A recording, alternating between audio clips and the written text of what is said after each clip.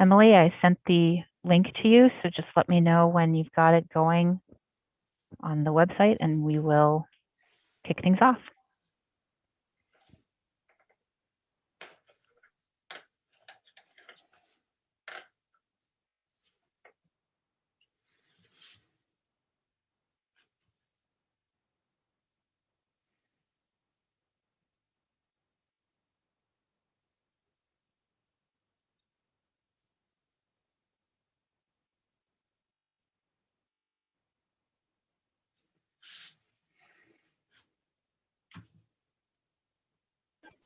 We're all set. Great, thank you.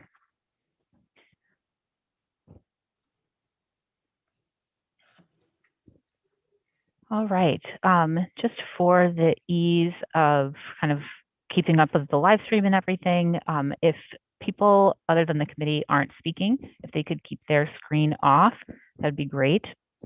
I will officially call us to order at 6:02 p.m. and I will officially call to order and enter us into the budget public hearing of fiscal year 22 at 6:02 p.m. This evening, we will hear Dr. Bucky's presentation.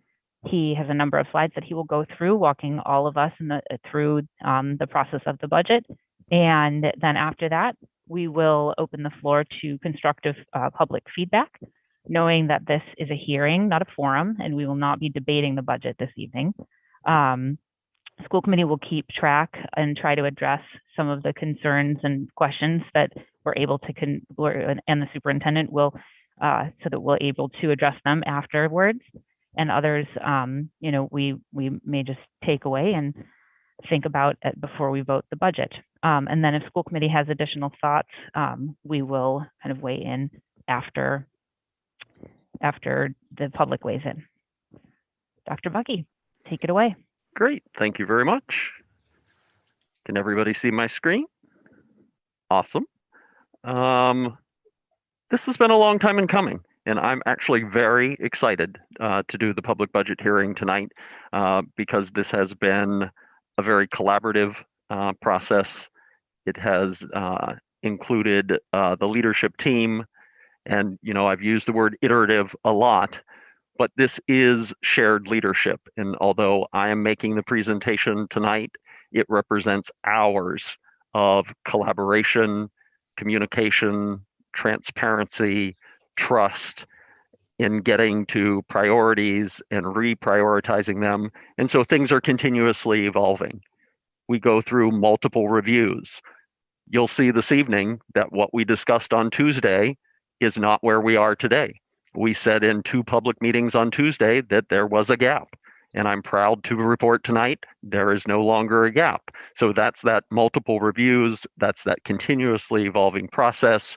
We adjust for new information. I received a retirement letter today. Dr. Oxford receives information for students tuitioning in or tuitioning out or moving in or moving out of the district.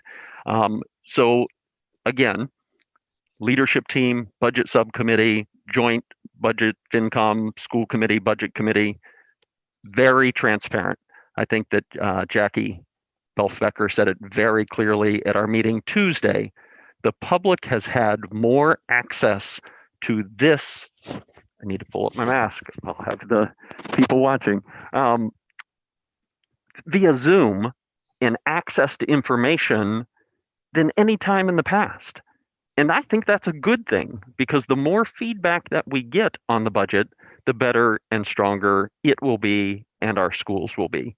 And so original proposed to final approval is what you'll see tonight. Budget calendar, really this work began in earnest in November. Michelle and I met with building principals and engaged conversation initially about enrollment, because that's one of our biggest drivers. So talking to them about what did you anticipate your enrollment was going to be this year? What are your numbers actually this year? And what are you planning for next year? We then ask about staffing to align with that enrollment. Do they know of any retirements that are pending, anyone that has indicated that they will be resigning, something that we don't talk about a lot in public. Will there be teachers moving on for other reasons? Those all impact the budget. And so Michelle and I had that opportunity to ask each principal, each director, what do you need for your school, for your program, for it to operate at a high level? And so the budget was built around those requests and those conversations. So I can turn my camera on. I'm not sure I can do that easily, but here we go. There we go. Sorry about that, folks. How about now? Everything back in order? So you have January, have several meetings, February, several meetings, March, it really picked up in the opportunity for us to meet and review and revise. And then you get to tonight, which is the public budget hearing. There's a question for next week if we want to schedule an additional meeting or special meeting in order to vote the budget before then the scheduled meeting with Finance Committee, which is on April 12th. So we set some budget priorities, and I just want to walk the committee through those priorities, giving dollar amounts to them. So to meet our contractual obligations is kind of a no-brainer. That is a major priority in our budget. I'm proud of what we negotiated with MEA, which is a 1% raise on day 92, and that represents their cost of living increases, the steps and lanes. So that budget priority is 862,549.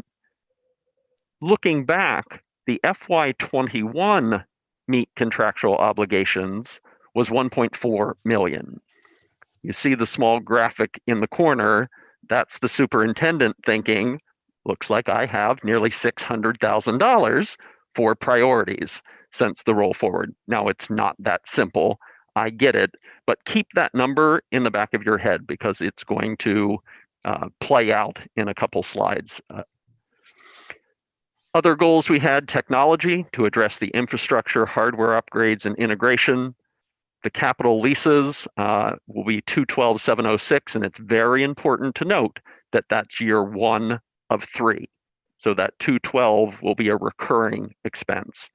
We wanted to explore reinstating a technology integration specialist. In one iteration, we were looking for 2. In this budget, we are proposing 1. Another goal and priority was curriculum, that we wanted to adopt a new pre-K to mathematics program. The budget figure for that is $100,000. Again, year 1 of 3. We wanted to explore adding curriculum coaches or specialists in an original budget proposal. That was 2. What you will hear tonight from me is that is rolling forward as 1.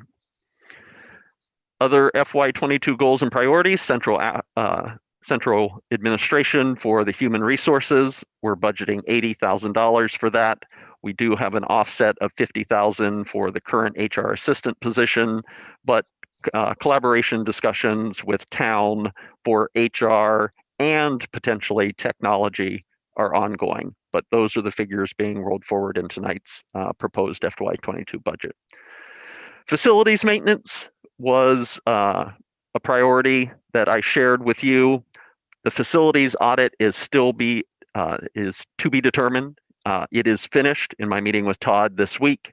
They have submitted, I think, a draft to him just to make sure that they have things accurate.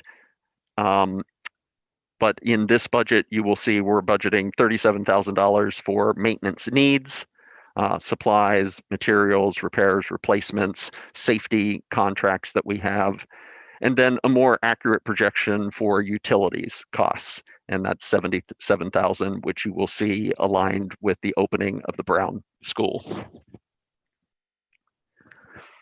New school, that was one of our budget priorities. Utilities, transportation, and again, we've delineated those costs that you'll see in the budget for those priorities. Also part of the budget that I just don't want to lose sight of, that the town supports us in funding, were the capital requests for this year. And I know that the facilities subcommittee shared these and you are aware of them, but it's important, I think, for viewers at home to know that we have $224,000 worth of approved capital things in the budget. Where else does the school district get money? There are grants. We have the Metco grant. I'm not going to read slides to you, but just to give you a flavor that it isn't just the operating budget that we're talking about. It is the operating budget that we're talking about tonight, but there are many layers and pieces to how things are funded in the system. We have several revolving funds. You know that we collect user fees. The high school has a tuition revolving account for students who attend Marblehead High School as exchange students. The guidance department has a revolving account, and the special education for tuition has a revolving account. A major driver of the budget is enrollment. And so this is a slide that I shared with the budget subcommittee and one that NESDEC provides for us. Numbers are always a moving target when it comes to enrollment.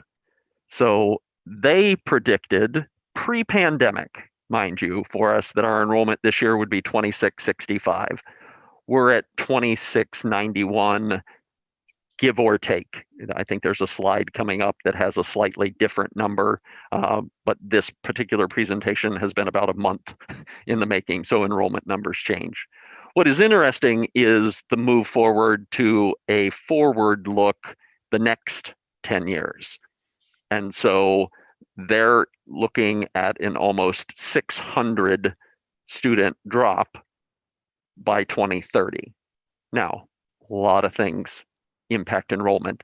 You know, you could have a new company move to town, or there could be a new business or something that drives the economy here and people wanting to move to Marblehead, and so our enrollment might change.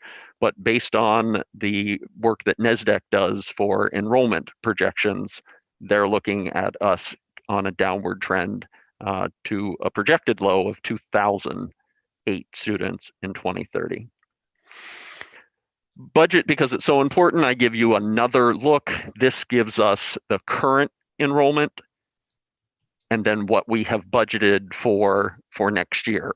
I do think it's of note that we have 258 currently enrolled seniors, and we're planning for 168 incoming kindergartners. And again, kindergarten is a best guesstimate, but that shows you that trend in enrollment that prior slide bore out. And then if you do the diagonal, you can see where we are anticipating increases. I think we had a number of fourth graders go out this year. So you see that 199 to 226. That's a big jump, but we anticipate a number of those returning. Last slide on enrollment, I promise. This just gives you a more in the weeds, disaggregated look at where the sections will be at the Glover School and Brown, particularly K to 3, and then Village for 4. I didn't include 5 and 6 because they do teaming, and it tends to get confusing if somebody sees, well, they have 200 students in 5th grade, but only 5 sections. It's because of teams. I did highlight 2 sections in the Brown School where we're looking at reducing a teacher as a result of enrollment in those 2 grades. Another major driver of the budget is special education and our out-of-district placement costs. I have included what was budgeted this year, what the request is next year, and then the change. And that will also show up on the running budget document. Maintenance, another more predictable in Marblehead. than most communities, but maintenance costs can be unpredictable. I had a facilities manager in a former district that knew if you change the temperature in the pool by 5 degrees, what that would result in monthly utility savings. We're not there, but we are trying to get a better trend analysis of what we spend in utilities, because this is a driver of our budget, and being able to look back over 5 year, particularly with the Brown School coming online and hopefully having better conservation and more green use of energy, we can get a better sense of our utilities costs across the district. Maybe my favorite slide, because it gives you a sense of where we have been, and I'm just flipping my notes because I took a little speaker's notes to make sure. So the green box is the FY20 final budget, what was approved. Before the world went sideways last February, this is what the leadership team proposed to you as the budget, with a delta of $1.8 million. Remember, way back in the beginning, I put on that slide that the roll forward salaries was 1.4 million. Looking at that, that's a pretty conservative ask beyond contractual obligations, considering that you would have utilities and transportation and other costs. Pandemic hits. The final budget that was agreed to was 40 million, which is a difference of almost $1 million. Again, keeping in mind, your salary roll forward was 1.4. So the difference between the FY20 final to the FY21 final is 896. This year, our budget's 40,000. We proposed in February 42.6. The difference from the FY21 final to what we proposed is a big jump, 2.1 million of identified need. The FY22 current proposed budget that you'll see tonight is 41.8. That's a difference of 800,000 between what we proposed initially to what we're proposing tonight. And so that difference is $1.3 million. Another way to look at that in a more narrow scope is salaries and expenses, FY21 to FY22. You see that $1.3 million difference again, year over year. This slide takes you through how did we get to that 41, and the operating, you see the contractual increases of 862. Michelle has talked regularly about that Student Opportunity Act, special education tuition funding. We decreased that today to meet some other priorities, which I'll talk about in a minute. IT general expenses, the facilities that you saw on that slide, curriculum, central admin, student services, you can see all of those. And then the increase of the 77,000 for the Brown School. Some operating cost decreases, the one-time funding of capital items, the closure of the Evelyn Coffin Village, village general operating costs. You see the staffing decreases. I will point out that the Brown reducing 2 classroom teachers, that has been 1. It is now 2. Other staffing reductions and savings due to known retirements is 91,804. But as I said today, I just got a notification of a retirement today, so that is always moving. We have presented to you our tiered priorities. We are able to fund all of the green tiered priorities. We're able to do that by increasing that preschool revenue from a 40,000 figure that you saw the other night to what is now a $53,000 figure. The capital leases, which will be covered with stimulus funding, the integration specialist in technology and curriculum, the new math program, which will be funded through ESSER funds, and then the guidance counselor and the unified arts at Village. Those additions take us to 41,721. We're able to fund the human resources director, the veterans reading teacher, not funding the custodian, but I'm pleased to report tonight that we will be able to change the Bright tutor to a Bright teacher, and that brings us to that 41,839 budget figure for this evening. None of the priorities in pink or tier 3 priorities are funded at this time. This is just the tracking sheet to show you when we started in February, what happened in March, and most recently, what happened as of today on 4/1. That gives you the target and the request of a budget of 41,839,543. I did just, I had a great meeting with Town Administrator Jason Silva today. I think that they said at our last budget subcommittee meeting that Jason and I needed to lock ourselves in a room until we came to zero. I'm very happy to report that we came to zero today. And I do want to thank him and the town and the FinCom for their support and getting us to zero and for being collaborative in this process. And Jason just shared this with me. And I think it is helpful that in budgeting, sometimes it's either or, it's a binary choice. We're going to fund it or we're not. But there are a lot of layers to what goes into funding. And the idea that Marblehead isn't supportive, I would say is incorrect. And I thought that Jason sharing these slides with me in comparing 26 different communities and communities to whom we compare ourselves.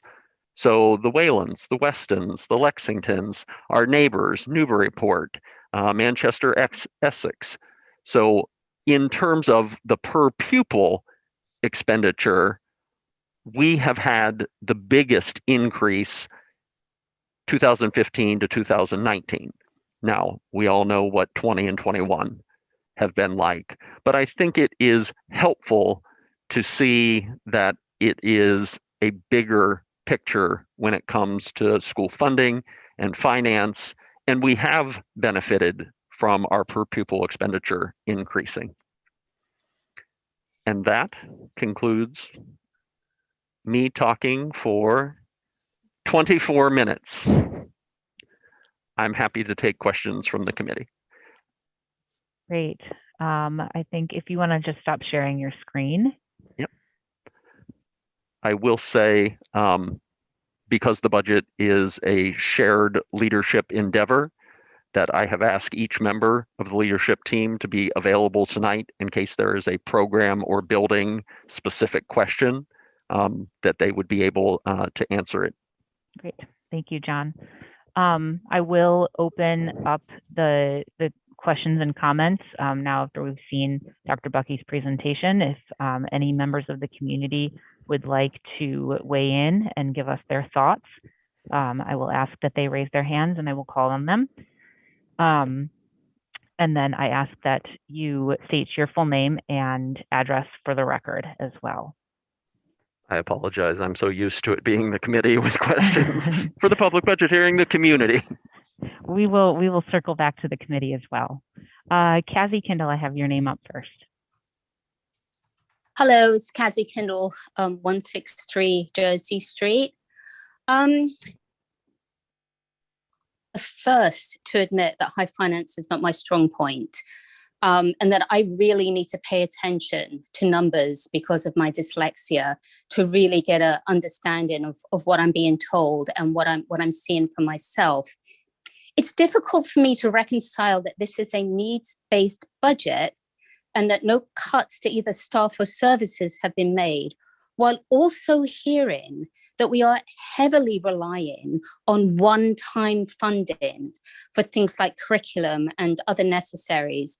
It's also, as much as you say no cuts have been made, I also saw that we are losing a secretary, a nurse, allied arts teachers, classroom teachers, a principal. So to me, the fact that we have members of our school community who have jobs today, but who will not have jobs next school year, that seems like a cut to me. I'm also a little bit worried about how heavily we rely on PTO funding, which is willingly given, but we rely on that funding for real things that aren't necessary, not enrichments or nice to haves, but real things that our schools need to perform. We hear poor Mandy Murphy year after year wants that extra guidance counselor, and going into school year 22, knowing what these kids and the staff have been through, opening a preschool that has the potential to have medically fragile children in it. I'd really like just to hear a little bit more about why we're not funding the guidance counselor and why we're cutting a nurse. Thank you. I guess I could Absolutely, address that directly. The guidance counselor is funded, and there will be a nurse at the Brown School.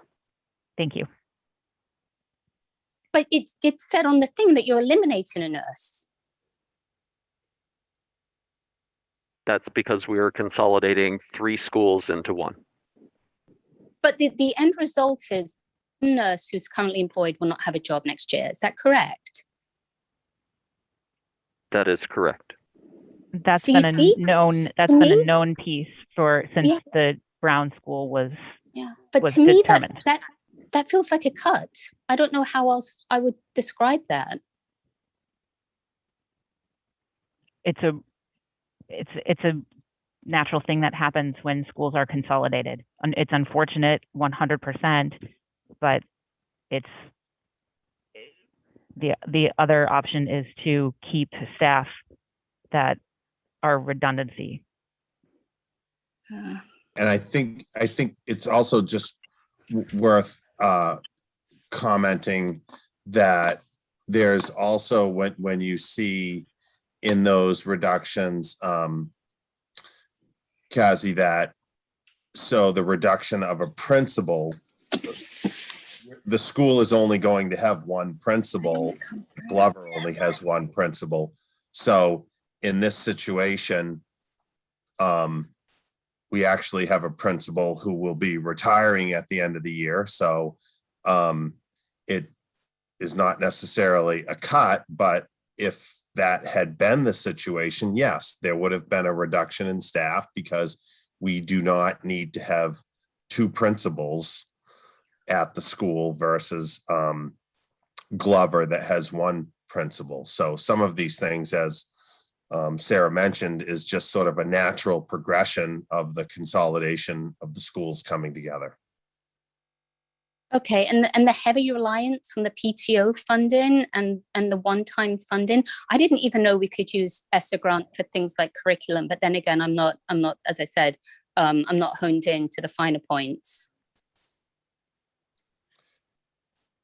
I mean, I'll jump in there, Sarah or Megan, if you want to jump in, but I think Kazi, so I think as we go through this, what you'll see over the next couple of years with both the town side of government and the school side, particularly with one-time funding, that's exactly what we'll be looking to do is use one-time funding for events that can be paid for. So rather than funding salaries with grants that will eventually run out, in this case, if it's technology or one-time funding for math curriculum, then that money can be used for that one-time event and it doesn't carry forward in future budgets. So that's the best way to use grant money, is so that you don't get tied up with having expenses in future years when the grant money is no longer available. Okay, I'm hoping other people have questions too. As I say, this is not my strong point. I do struggle to keep up because of the dyslexia, and it's easier for me to understand when I'm hearing the words than actually seeing the numbers. Thank you, Kazi. Thanks. Colleen Niall. If I can just make one clarification, we have our students spread over 3 schools, but we currently, from that merge of the Coffin and Bell community, employ 2 nurses because we didn't hire another nurse to cover at Village. So we're covering with the 2 nurses. So we'll go from 2 to 1, not 3 to 1. And so we'll have 1 nurse for 450 students. Correct. Similar to what Glover has. Colleen, Hi. Like Kazi, can you please state your full name and address for the record? Sure. Colleen Renee Niall, 3 Bowden Street. Like Kazi, I am not a budget person. I'm actually a writer, and in writing, often what's not included or what's omitted is as important as what is included and not omitted. So I do have some questions. You can decide if you're able to answer them, that's great. If not, I would just ask that you consider them before you complete this section. Some of my questions, where do these 12 budget priorities fit into our long range or strategic plan? For example, the groundskeeper position, which is listed as a tier 3, so it's not funded. Without that position, where do we see our new or existing landscaping fields, courts in 1 year, 5 years, 10 years? Where in this budget document, and again, thank you for posting this, this is all new right before the meeting. So where in this budget document do you see our current or future values as a district reflected? How does this specific iteration of the budget put us where we want to be in 1, 5, or 10 years? Specifically, how does funding planned curriculum upgrades to mathematics with ESSER relief funds fit our district values or set us up for future growth and excellence? Finally, how does budget planning from a pretty good place to just keep the lights on advance our program? How, as a district, do we strive for excellence or greatness when I'm hearing over and over that our budget goal is set, level funding, status quo? We have to keep the town happy. I'm very glad to see that you're at a 0. That is great news. But I have to ask, what does that 0 mean moving forward 1, 5, or 10 years? What does that 0 today look like in 1, 5, or 10 years? Thank you. Thank you, Colleen. Catherine Martin. Oh, sorry about that. I didn't know I was next. Catherine Martin, 29 West Shore Drive. First off, kind of curious about how come this wasn't posted 48 hours in advance per Massachusetts laws for school committee budget hearings. I did send that to you, Sarah and John, today. Honestly, I don't want to be the one who's always picking at this thread, but at some point, you guys have got to get your procedural house in order. We all want to have to weigh in. You know what? You don't have to weigh in, Sarah. My questions are about the budget tonight. So, Okay, then you can ask those questions. Yeah, $54 million school. We just built the Brown School. I've sat on the building committee for 5 years now. We built a vice principal's office. Will we be funding a vice principal position? No, we will not. Okay. We also built a large special education wing or area, probably, I guess it was 4 or 5 classrooms at roughly 1,000 square foot a classroom at roughly $400 to $500 a square foot, so that we could provide redundant special education to Glover. How many special education teachers are we adding to the Brown School next year? I believe this has been asked and answered several times, but I will So ask how many, Dr. so, Eric. so I Dr. don't want a big explanation. I want to know how many special education teachers we're adding to the Brown I'd School like- next year. I'd Katie? like to ask that David, you be a little David, respectful David. to the superintendent. Katie, you are please. not to be talking over the superintendent, please. Please, Okay, my apologies. please. I'll ask Dr. Okay. Oxford to weigh in on the redundant services. Good evening. Sure. So, Hi, Eric. Thank you. sure, no problem.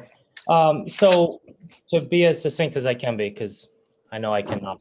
I know. But, thank you. Technically, just the two, right? The two pre-K fall under the special education umbrella. We have had a ton of work and collaboration internally within our department to ensure that equity and parity across both K-3 buildings. So I'll leave it at that, I guess, for now, high level. But yes, Thank you, Eric. Sure, you're welcome. And so are we able to fund the STEM program for the multipurpose room? Yes. Or excellent, thank you. And that was added to this budget.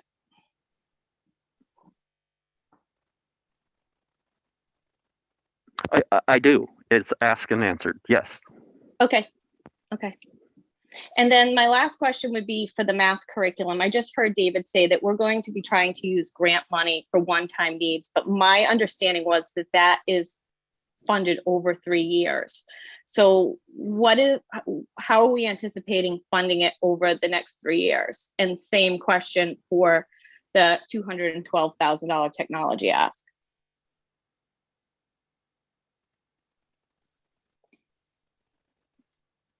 I think we've made it clear that, that over the course of the coming year that we're developing a strategic plan and will almost definitely be going in for an override. And so that will feed into all of those types of things. So we'll be going for an override next year. Katie, we will most likely be going for an override. That's as much as you're going to paint me into a corner. Okay, thank you. Paul Baker. Sorry. Hi there, everyone. Thanks so much. Paul Baker, 79 Overlook Road, Marblehead. I'm just going to go right for it. I'd just like to thank Dr. Bucky and his entire leadership team for coming to this place that you've got us to. I really appreciate all the work you've put in. Again, to all of you guys on the school committee, you've done a fabulous job. You're all volunteers. Thank you so much. Also to Ben Berman and everybody on the finance committee. You've all done fantastically, again, to get us where we are. The years of dysfunction are behind us, I think. And for people to come on here and berate you continuously for trying to do your best as volunteers is beyond me. I just do not get it. You guys are putting in order something that's been out of whack forever, just as Jason Silver is for the town. We have to bite this, suck it up, go another year without an override, and things will get better.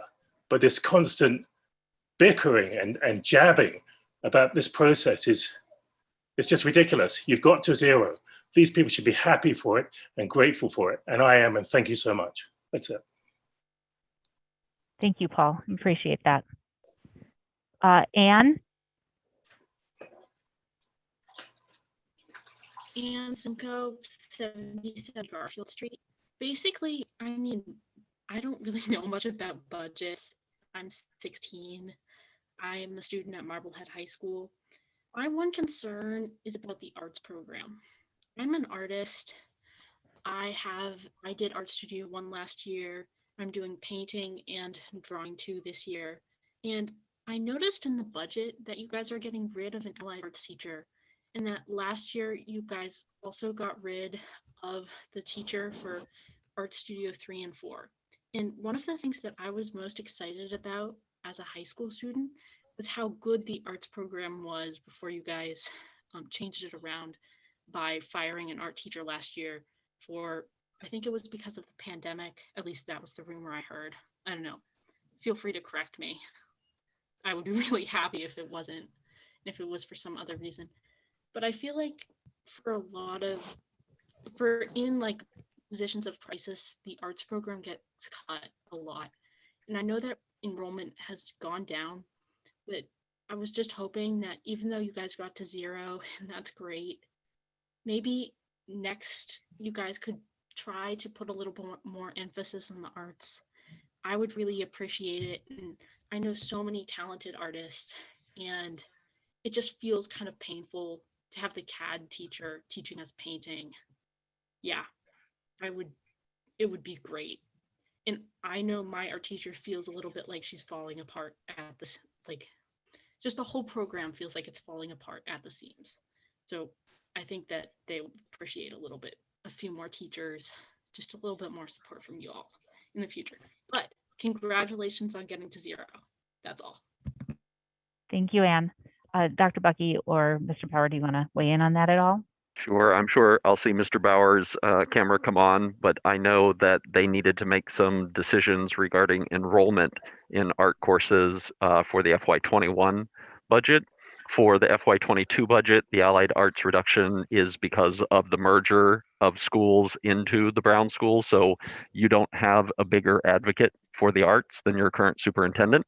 And so I would not support a budget that is eliminating arts. But if we have enrollment in courses that don't support it, and I think that Mr. Bauer can probably pick it up from there. Yes, absolutely. That's the case. Last year, a decrease in enrollment for our courses, and trying to do the best that we could. We had, without getting the details of the personnel, moving on to new positions, so nobody was fired with that. And certainly working with our lead teacher in the arts, who probably is your teacher, Ms. Huller-White, and working on trying to work to stabilize as we have been, and being creative as we can to utilize the resources we have, and looking to continue to actually build moving forward. And we're going to have some reviews in terms of our requirements and things like that. That's more to be said later, but definitely an advocate here as well for the performing arts, because very proud of the work that has been done through that. Thank you, Mr. Bauer. Thank you both. And I can say, as not an athlete in high school, but as a music person, that the arts are very, very important to me as well, Anne. So I'm in your corner on that. Thank you for speaking as well, Anne, and raising those concerns. Alistair Connor. Alistair Connor, 9 Cloutmans Lane, Marblehead.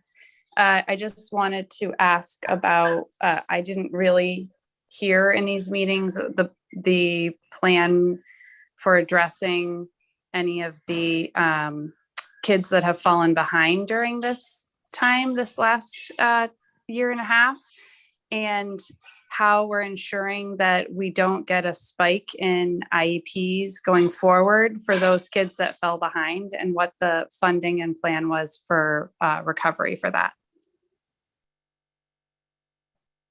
Dr. Bucky? Yeah, Nan Murphy and I had this conversation earlier today, so I see her smiling. She did report out at school committee that we are using the Student Opportunity Act money, which is actually in this budget, to do some testing and assessments for students who may have learning needs, and that's for regular education students. Our special education students receive extended year services or supplemental services during the summer. So I'll just dish over to Nan to kind of give a refresher on what that will look like. Great, thank you, Dr. Bucky. Yep, we have Dr. Oxford and I have been talking and planning for some of that summer work to happen for students. And we have built that into the grant. And I know since our original conversation and presentation, Dr. Oxford is also partnering with the YMCA. And so we're looking at being able to bring some really great things together for our kiddos.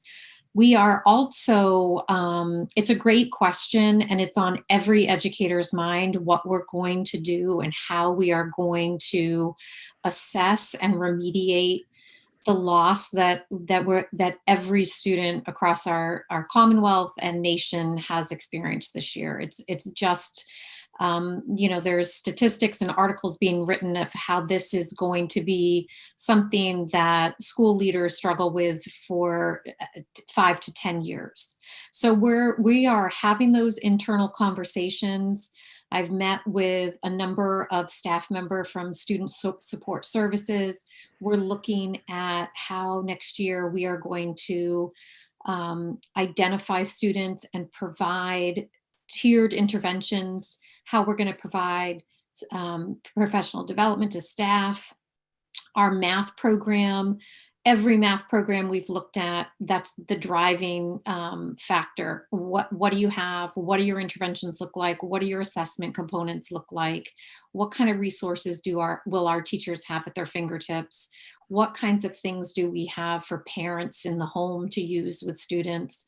So those conversations have been happening with the Office of Student Services since September.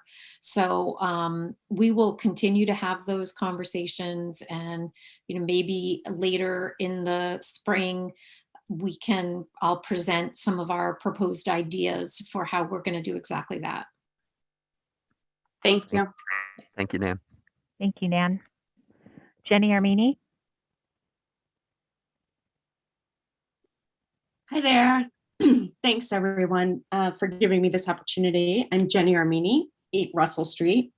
And I am wondering, do we have state approval to use recovery funding for the math curriculum? We don't want to face an unfunded expense and we don't want to run afoul. So is there a sense from the state that this is an appropriate use of funding? Absolutely. We reached out to the School Superintendents Association, to the School Committee Association. I conferred with the North Shore Superintendents Roundtable. The federal government has given a very wide latitude for how these funds are used, and certainly wouldn't propose something to the school committee that had not been vetted. Thanks so much. Thank you, Jenny. Alexis Singer.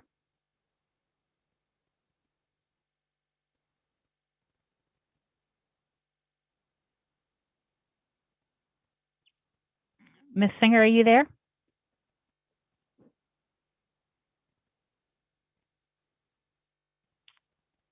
All right.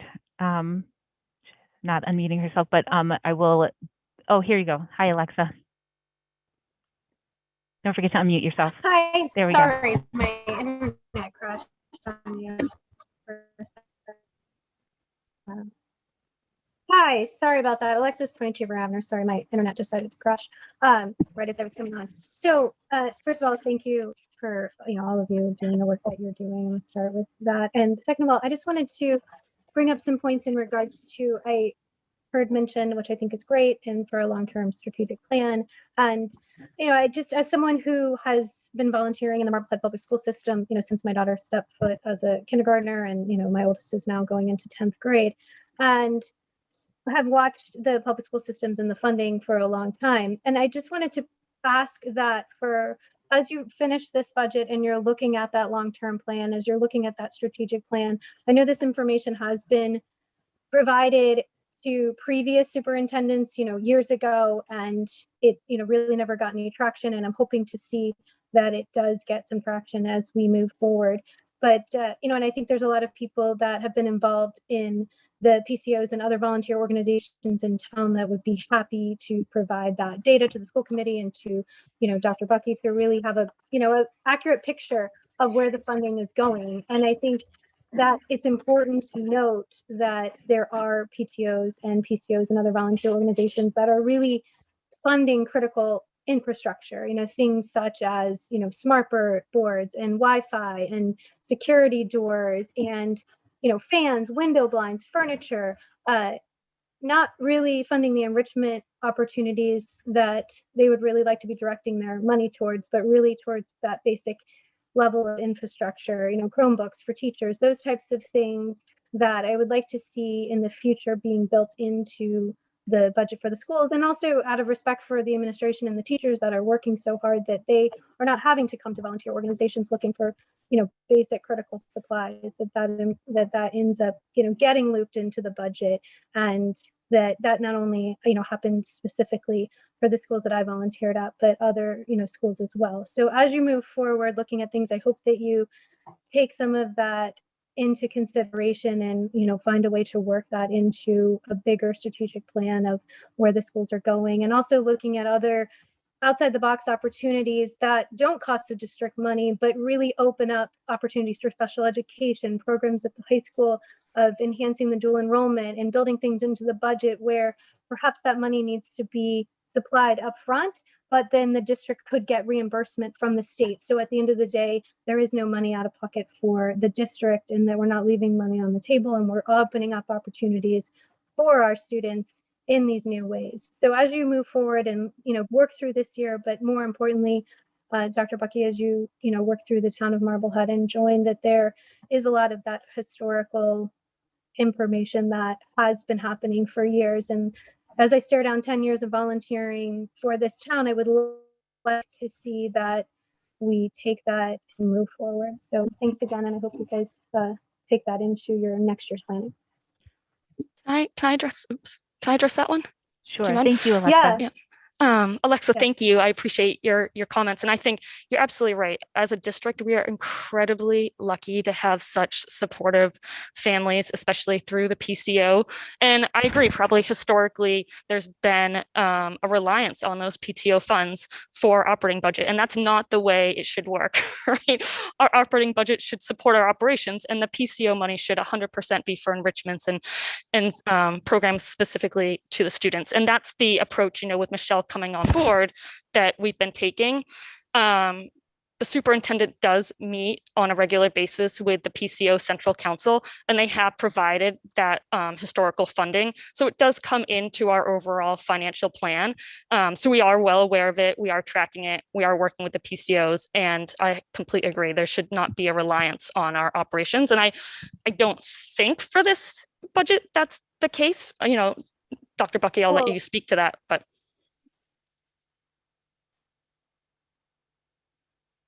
No, I know it is not part of this budget, but I think that I'd love to have Alexa come in and meet with me.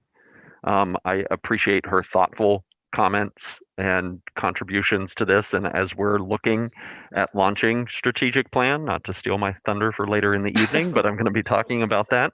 But having this historical perspective from a variety of lenses is important. And so I'm extending an invitation here via Zoom for you to come in to Widger Road and sit down and maybe share your perspective on this, because I really appreciate your comments tonight.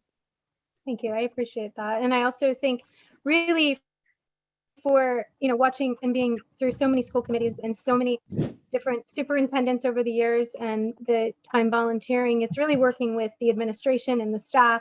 And those are the people who have their feet on the ground. And those are the people that really, we met the needs, but it really shouldn't have been coming from our organization. And they should not have been having to wait and see if those basic needs were going to be met. So, I hope that we change that tactic and really start moving forward, so they're not placed in that uncomfortable position. Agreed. Thank you. Sarah, Thank you, can I Alexa. take that a little bit? Sure. So one of my concerns with the PTO funding is we are actually, in my opinion, relying on them. The ESSER money, it's COVID relief. We all know that, whatever the acronym is, it's COVID relief money. And things like tents, smart boards, all of that is crystal clear, no gray, totally within the guidelines of COVID money, relief money, because these are situations that wouldn't exist without COVID. They are 100% driven by COVID. Our math curriculum, we identified before COVID even hit that we needed a math curriculum this year. We know it's going to cost us 3 years. We're using COVID money to pay for a math curriculum that wasn't needed because of COVID. When if we were using our COVID money to pay for tents and stuff, we wouldn't be asking our PTOs to cover this. So although it's kind of a juggle, I do think we do have that continued reliance on the PTOs, which is concerning. When the money is there, we just need to hold it to pay for a math curriculum, which again, yes, curriculum is okay under this, but it's curriculum. my understanding is the spirit of it is it's curriculum needs created by learning gaps created by COVID. And in this math curriculum, there's no ambiguity, there's no gray. It is not driven by COVID. So it is a concern.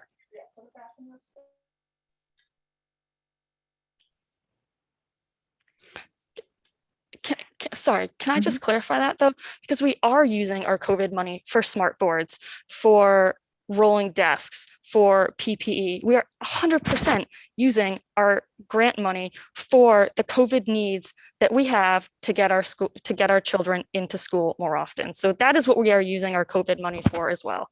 I just want to be clear on that. Thanks, Megan. And I'd like to clarify, we have another, it hasn't been finalized, but our understanding is it's going to be close to $6 million. $6 million that's coming to the town of Marblehead to be used over the next 3 years.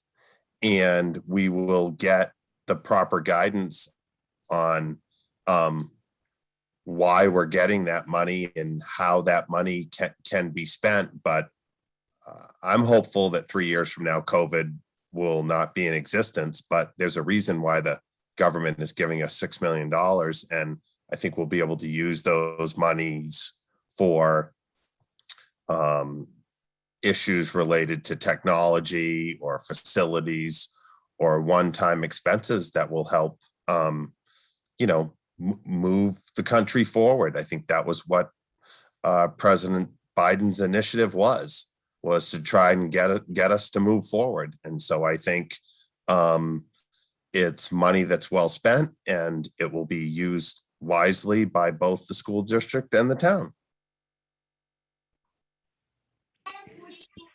We are currently at the high school, in my understanding, fundraising for smart boards. Like an email, my understanding from parents coming to me today was emails went out today asking that we fundraise by parents for rolling smart boards. So my point is just check every box. Like if we've covered every COVID expense and before we fall into parents, and then there's money left and this falls into it, well then fine. But don't fill the other boxes before and ask the parents to pay for what falls underneath this. And these are reoccurring expenses. They're for 3 years. And I would like, just because where we've been and I know the integrity of Dr. Bucky and Michelle, and I would hate for them to be in a situation where, we find out later on that actually the DOR wouldn't have signed off on this. Is it as easy as just making a phone call and saying from the state, not from other superintendents or one of the, like from a governing body, is this okay? Go ahead, Dr. Bucky. No, I mean, I would not risk my reputation or the district without feeling that this could move forward in checking with Michelle, in checking with the School Superintendents Association. These are federal dollars. So I know that there is literacy loss as a result of COVID. So other districts are buying school libraries or literacy curriculum or classroom level libraries. People are worried about social emotional, so they're buying health curricula to address that. There's clearly going to be numeracy challenges for younger learners, and so a robust math curriculum to replace, because we were talking about a math curriculum prior, I don't think negates us being able to use current stimulus dollars, because the children will have math needs, they will have literacy needs, they will have social emotional needs. I know of one that's building an outdoor rock garden as a place for children for regulation needs, coming back into more crowded buildings or being in school when they haven't been in school, of creating an outdoor space. And so superintendents are understandably very cautious that you don't want to use these dollars for anything that wouldn't be supported. The challenge, I guess, if there is a challenge, is that the federal government hasn't listed you can spend for ABC, but you cannot spend for XYZ. And so absent those clear guidelines, and I think you've heard me say regularly this year that the guidance then receives guidance that has revised guidance. Right now, they're saying that we can use these dollars, and the people I'm consulting with say that that is a clear, acceptable use of those dollars for what I'm putting forward this evening. Thanks, John. Sandra Callahan. Hey guys, I'm going to apologize in advance if my internet cuts up because I'm at work. Can you just give us your address too, Sandra? I'm sorry, 25 Naugus Ave, Sandra Callahan. Thanks. A couple of things. One is just in regards to the budget this year, a couple of concerns I have. One, nursing hours. I'm significantly concerned about that for several reasons. I think one nurse at the Brown and Glover School for 400 plus students is not sufficient. Maybe I can't even justify that even before COVID, but you guys need to take in consideration going forward, we will be having children in school full-time 3 feet apart.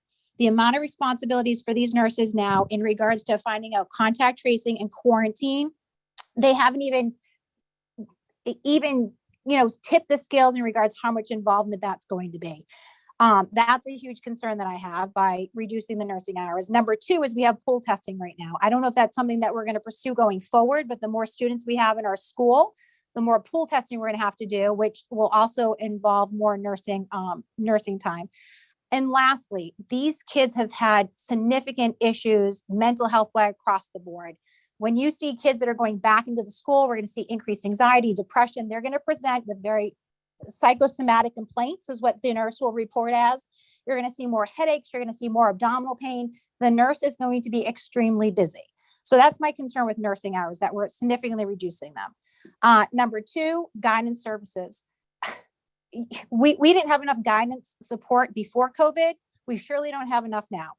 I can speak on that. I'm a pediatric nurse. I see patients in the office every single day. These kids are in a bad place right now. We need to be prepared going forward. And then lastly, obviously I have significant concerns about loss of learning, how we're going to be able to capture these kids that have lost skills this year, but also have the time to increase services for kids that already have IEPs. And then lastly, and I don't know if this is going to be for the budget this year or going forward, we in Marblehead know that our enrollment is down. Parents were not happy in Marblehead this year. A lot of kids left the district. I don't know if they're coming back. And are you guys prepared for that going forward of what our budgets are going to look like? So like I said, I don't know if next year, if I know budgets or we have to have numbers, I think in October, like I said, I'm not a budget person. The one thing that I do have to give you guys a huge kudos for, being a practitioner, I don't have the luxury of being able to go to a lot of these meetings. I hope you guys continue doing these meetings on Zoom because it's allowed me to be more involved in regards to what's happening in the school and in the town. That going forward that happens, but I do know that I think there's some federal money or state money based on what our numbers are in October. I don't know if they can take money back from us, but are we looking at, if our enrollment does not come back up, how we're going to deal with that decrease in our enrollments going forward as a result of COVID and what we were unable to bring or offer our students in Marblehead this past year. Thank you. Thank you, Sandra. John, do you want to? She's referring to the October 1st SIMS submission, which they use for budgeting purposes. And certainly Michelle and I and Eric for special education use those numbers for planning purposes. And this budget reflects that. And I think one thing that bears noting is that bright tutor to teacher. Sandra, your point is well taken. I'm a licensed mental health counselor in the state of Massachusetts. And so that's obviously a piece that I'm well aware of and is near and dear to my heart and I advocate strongly for. We've got a guidance counselor going in at the village school. And we've got that bright tutor to teacher, which is the program at the high school that supports students who are coming off of medical situations and hospitalizations, many of which end up being psych hospitalizations. So we are looking to expand on the ability to support that. Can I just add one piece to that too? Sandra, thanks for your comments. I appreciate them. I think we all do. Just a few other, just to follow up on a few other things you said too. In terms of enrollment for next year, Dr. Bucky has surveyed those students who are not enrolled this year to get a feel for what that enrollment will look like in September, and making sure that we're budgeting for those. So that is incorporated in the enrollment and budget numbers that Dr. Bucky presented tonight. And also the contact tracing with the pool testing, that did come up today in our reopening meeting. And so I agree, we need to make sure that our nurses are supported and, our administrators are working with especially at the high school, because that's where we're seeing the largest number of cases, to make sure that the nurses there are supported. So just wanted to let you know that we are working through that. I think it bears noting too, I don't think this has been said in a public meeting at this point, but that the state is going to be, or the DESE is going to be continuing to fund pool testing for the remainder of the school year. David, did you want to weigh in?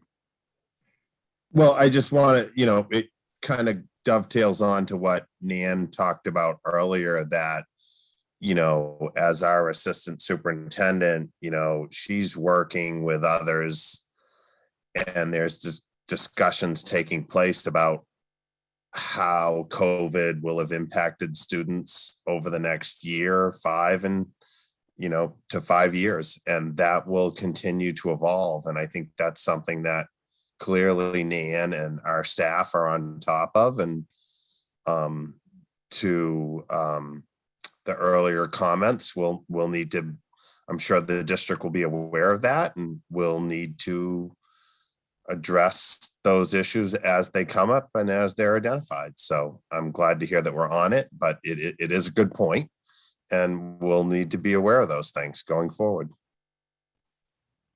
Thanks, David. So I've actually got one more hand up, Julie Duggan. Hi, can you hear me? Yep. It's Julie Duggan, 18 Dodge Road. I am a co-president of the PCO at the high school, and I just want to clarify that we are not fundraising for smart boards. We did fund some smart boards recently, but we are not fundraising for any smart boards. So I just want to make sure that misinformation is not out there. Thank you. Thank you very much, Julie. I had heard it the other way, but thank you for that clarification. Do you know how many smart boards you funded and how recently? We funded 6 of them, 4 of them all of them from the PCO, but 2 of them were from an anonymous donor. And we just approved that at our last meeting. Thanks, Julie. All right, I don't have any further hands up, so I will ask the committee if anybody has anything that they would like to weigh in on. We're not voting tonight, so this conversation will continue, but I had said that I would let anybody on the committee sort of make any comments that they wanted to make. So if anybody would like to say anything. David, you've got your mic on. Did you want to say something? Yeah, I'll start out by saying I think it's been a really intensive process this year, unlike many years where this year we've had some challenges related to COVID, but we also have Dr. Bucky coming in at his first year. But I want to thank Nan and the administrators and Michelle Cresta, who's in her second year, for just having a total team approach to the budget, something that Bill McAuliffe carried over from last year. And I think it served us well last year. And I'm glad to see that process has continued to move forward. So thanks for everybody in the schools that have continued to work on that and come up with their priorities and communicate those things. And I also want to thank, Jason Silva, the finance committee, and the town for what we've done. These budgets are town budgets. There's the school budget and there's the town budget. And we've worked through this process to come up with what the priorities are, to identify what funding we can use for what our needs are. And I think it's just been a really collaborative process. And even from tonight, as Dr. Bucky said, things will change. Things will change 2 weeks from now. There will be something different that might come up between now and town meeting, but I think we've all done, really good work to get us to this point and to provide a budget that we can work with to help, meet the needs of the schools. So I just wanted to make that statement and thank everybody who's been involved. Thanks, David. Anybody else before I say a few things? Megan? Yeah, I have something. So yes, I am going to second David on that. I want to thank Dr. Bucky and his team and all the work that the leadership team has done over the past few months. I know you've put a lot of work into this, not that you've had anything else to focus on. So, I am appreciative of all that work. I'm really well, actually, one other thing I want to say is that I actually think this public hearing on the budget has been the most productive one that I've been a part of. So I want to thank the community too for their engagement and for the questions that they asked. And I'm happy that we could, answer some of those as we went along.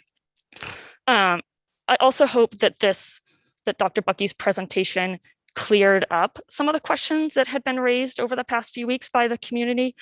I think on Tuesday night, we had, there were probably a few sensational sound bites, I think is maybe how I'll term them, that maybe cause some confusion at best.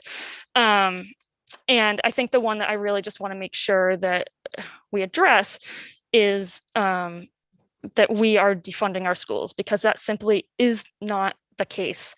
Now this is my third budget season on the school committee. I would say that the selectmen, the town administrator, and the finance committee have been incredibly supportive of our schools.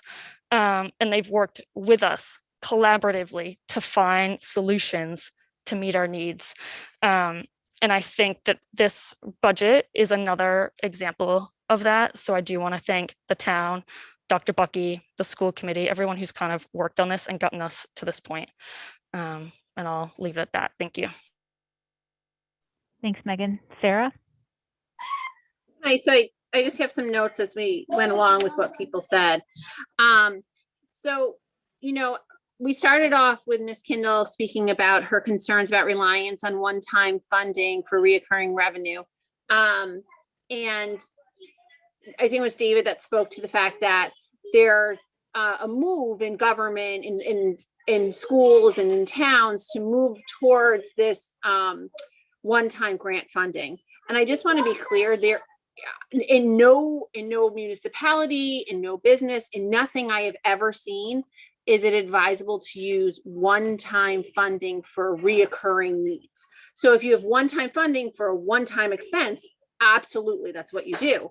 But what I'm seeing in this budget is one-time grant funding for telephones that we knew we needed, for wiring that was outdated that we knew we needed, for a math curriculum that we've known for a few years we needed, and also not just the forethought that we knew we needed these things, but that they're not one-time expenditures. They're 3-year reoccurring, and our funding source at this point is not secured. I mean, I know David made some points to that he's hopeful with all this extra COVID money that's coming in, some of that will come to us. And my assumption is definitely some more will come to us, but we would be really remiss to not also assume unforeseen expenditures from COVID will come for us. Learning loss, extra social emotional needs, even more technology. I feel like the technology piece just keeps coming and coming and coming. And one of the biggest pieces I worry that hasn't been built in is this idea of we will continue to have students that cannot return to school because of health needs. It will not be a gigantic portion enough perhaps to, require what we've had to date, but it will be, more significant than 1 or 2. Those students will need to either be handled as essentially medical outplacements, whether that's through an actual medical outplacement facility or whether it's through programs like tech and these other ones we're currently using and quite frankly getting really not great feedback from the users on this. So I'm hoping we steer away from those, but none of that comes without a cost. And all of those costs is what this COVID money is kind of, the net is there to catch us on that. And I continue to have concerns that, you know, we heard from Michelle the other night that we're now putting our applications in now because we have to, because we need the money now, but that other towns that are, you know, waiting till I think she said maybe July 1, and that we're burning through what we have quicker. And what we're burning through it on is actually stabilizing elements that even if COVID disappeared or never came, would still be here. We would still need to make math curriculum. We still would need phones. I mean, poor Dr. Bucky, I called and it was like, I said to him, like, this should be on camera because like the phone failed while he's trying to talk to me. And this is a constant occurrence and it's been for a long time. COVID did not create this. Can we use the COVID money? You know, it's not for me, you know, well, actually, it actually is for all five of us to decide if we can do that. But, you know, the guidelines come and if they fit into some of those, then, you know, so be it if that's what we have to do. But I do feel strongly that we are continuing a reliance on one-time funding for reoccurring costs. And that is a concern. The staffing of the nurse, again, Sandra Callahan made excellent points. You know, the spaces we built into Brown, you know, the vice principal's office alone at the square footage price was an extra $50,000. If we didn't need it, if we weren't going to staff it, that's $50,000 for one office. Now, if we don't need a BCBA and we did an office for them, that's not, you know, so you can get the theme of how things continue to kind of add up, that if these were not staff positions we needed to, then, you know, we didn't. I must have completely missed in the budget, and I apologize for this, where we added the faculty for the STEM program. And that's on me. I didn't see it, but I did hear Dr. Bucky say that we added faculty to teach the STEM curriculum at the new school. So if just offline, if later you can email me or tomorrow or whenever, I just didn't see it, and that's my fault. You know, again, the outplacements, I am concerned about that planning, where that money's going to come. And, you know, people noted that every year we do continue to lose students to private. And while we save money because less students, our enrollment goes down, we adjust our faculty. We don't want to be losing students to private because they don't feel they can get what they need now. So that exodus is a concern. And then just for clarification, on two of the budget meetings I was in, I remember Megan asking, could we put the phones under the ESSER? And I thought Michelle had said no. So it says that we're using one-time funding for that. So I was just wondering if you could identify what the one-time funding source is for the phones and the tech, because I thought we could put the tech under the ESSER, but we couldn't put the phones. So if, again, between now and next week, you can just let me know what that funding source is, that would be good. If we collaborate for an HR and tech position, which I think the collaboration is fine, then could we, is there any type of agreement? Will a portion of those salaries come off of our operating budget and move on to the town's operating budget? Or is it that, you know, they'll stay on ours, but it's a help that we can give to them and collaborate? And I don't know that I have an opinion one way or another. And I'm wondering if there's potential more savings coming our way if we do find a way to collaborate those, if we can, you know, estimate that half of those salaries will come off our books. On your slides, Dr. Bucky, are we relying on any foreign tuition from revolving funds? Because with the current state of affairs with travel, and we're not, okay, because I was like, whoa. And And then the K tuition, I know that was a concern I had last year. We got in a little trouble with that this year. I did see that their the acronym that we use for our enrollment is projecting. Yes, thank you. Is projecting a 23% enrollment drop over the next 9 years. That's kind of a, an eye opener from 2 points of view. I mean, we just built a school for 450, so that's a little bit like, a little unnerving, because we'll see the drop at the lower grades first. But also, do they base that on less students or students in Marblehead at the time, or that they foresee our exodus to private continuing to grow? And I did see we're dropping 2 sections, 2 classroom teachers at both the first and second grade at Brown. That is correct. Beyond the fact that we built it for 5 sections, so again, those are 2 more classrooms that we, I guess, didn't need, especially if enrollment's going down another 23% over 9 years. I am concerned. Historically, our largest jump has been first grade at Bell has each year picked up, 10 to 20 kids on top of what happens from kindergarten. We didn't see that this year, and from just, that kind of being my pool as far as families I know, I think it's because a lot of those families chose to stay private that extra year. We have a lot of schools in town that do provide private for that age group, but don't go all the way through. But I have a concern with dropping those levels when we have historically seen that jump up. And they've always come in to what will be the Brown community. That anybody new in district at that age group has always come into the Brown community. So those are mainly my points. And any clarifications, I'm fine if, I get those in the next few days, just so I have that data when we are expected to vote next week. Yeah, I will just speak to a couple things. I want to make sure that I didn't misspeak. The STEM space is outfitted. We ordered the supplies, materials, small wares. There is not a dedicated teacher in the budget, Sarah. You did not miss anything. So if people heard my answer to that question as we added a teacher for that, we did not.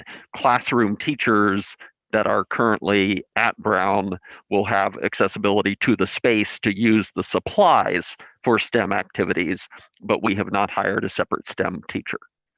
And then the other things, Sarah, I can send you the NESDEC report if you ever have insomnia. It'll be great. It is a morbidity analysis against birth rates, and so it's a rather extensive document. I think I sent it to school committee, but I'll send it again because it really goes into the deep weeds of how they come up with those numbers. And I was recently in a community that had to do a building project because they built a school for 450 20 years ago, and now it had 700 in it. And so I would want to be potentially where we are in Marblehead, where we have a facility that could house more children rather than constructing something that's too small from the beginning. And so we may have the luxury of space, but I have never been in a school where every inch people don't find a use for it. And so the fact that we have it, I think, Sarah, you have said if you build it, they will come. It is probably the reality that we will find uses for all of those space. I don't know the conversations about leadership at Brown School versus Glover that preceded me, but I did not know that there was ever an indication that there would be an assistant principal, although, as you look at the building plans, there's an assistant principal's office. Were there other things, Sarah, that you touched upon that I didn't? You did excellent. There was 1 or 2, but I think that they were funding funding source questions, so I can follow up with you and Michelle on that. Great. Well, just, sorry, go ahead. No, because I'm going to make a joke and you probably have something serious to say. All right, well, we'll wait for your joke in, with anticipation, but just to clarify, my question around the technology piece was around applying the E-rate. So that, my understanding is we cannot apply to the telephones. So that is, just to clarify, that was where my question was to Michelle in previous meetings. Certainly, and I know Stephen can connect with Sarah as well on the E-rate and the funding and how we're using stimulus money to fund the technology piece of that. Again, I want to be clear that everything's above board, that we are not trying to make a shaded gray area for how these funds are used. And the history in this district, I can appreciate the hesitancy. But we are doing our due diligence to make sure that the decisions for using stimulus money are not only the letter, or not only the spirit, but the letter of the law as well. Thanks. And my joke was, when Sarah called me, I said it was a Saturday Night Live skit, that you just can't make it up, that she was patched into me and then gone. Telephone should not be that hard in 2021. Emily, I think maybe David's hand was up first. So does anybody want to talk over somebody else? David, no, I'm sorry. I did put my hand down from the previous time. Oh, okay. Go ahead, Emily. Okay. I just wanted to make a quick note about using the one-time funding for this year's budget. I know it's not ideal. I know it's not great for budgeting, but we're also in a not great situation beyond our school with the pandemic. And I think that we have to kind of be creative this year. And we are, like it's been said, we're starting a strategic plan.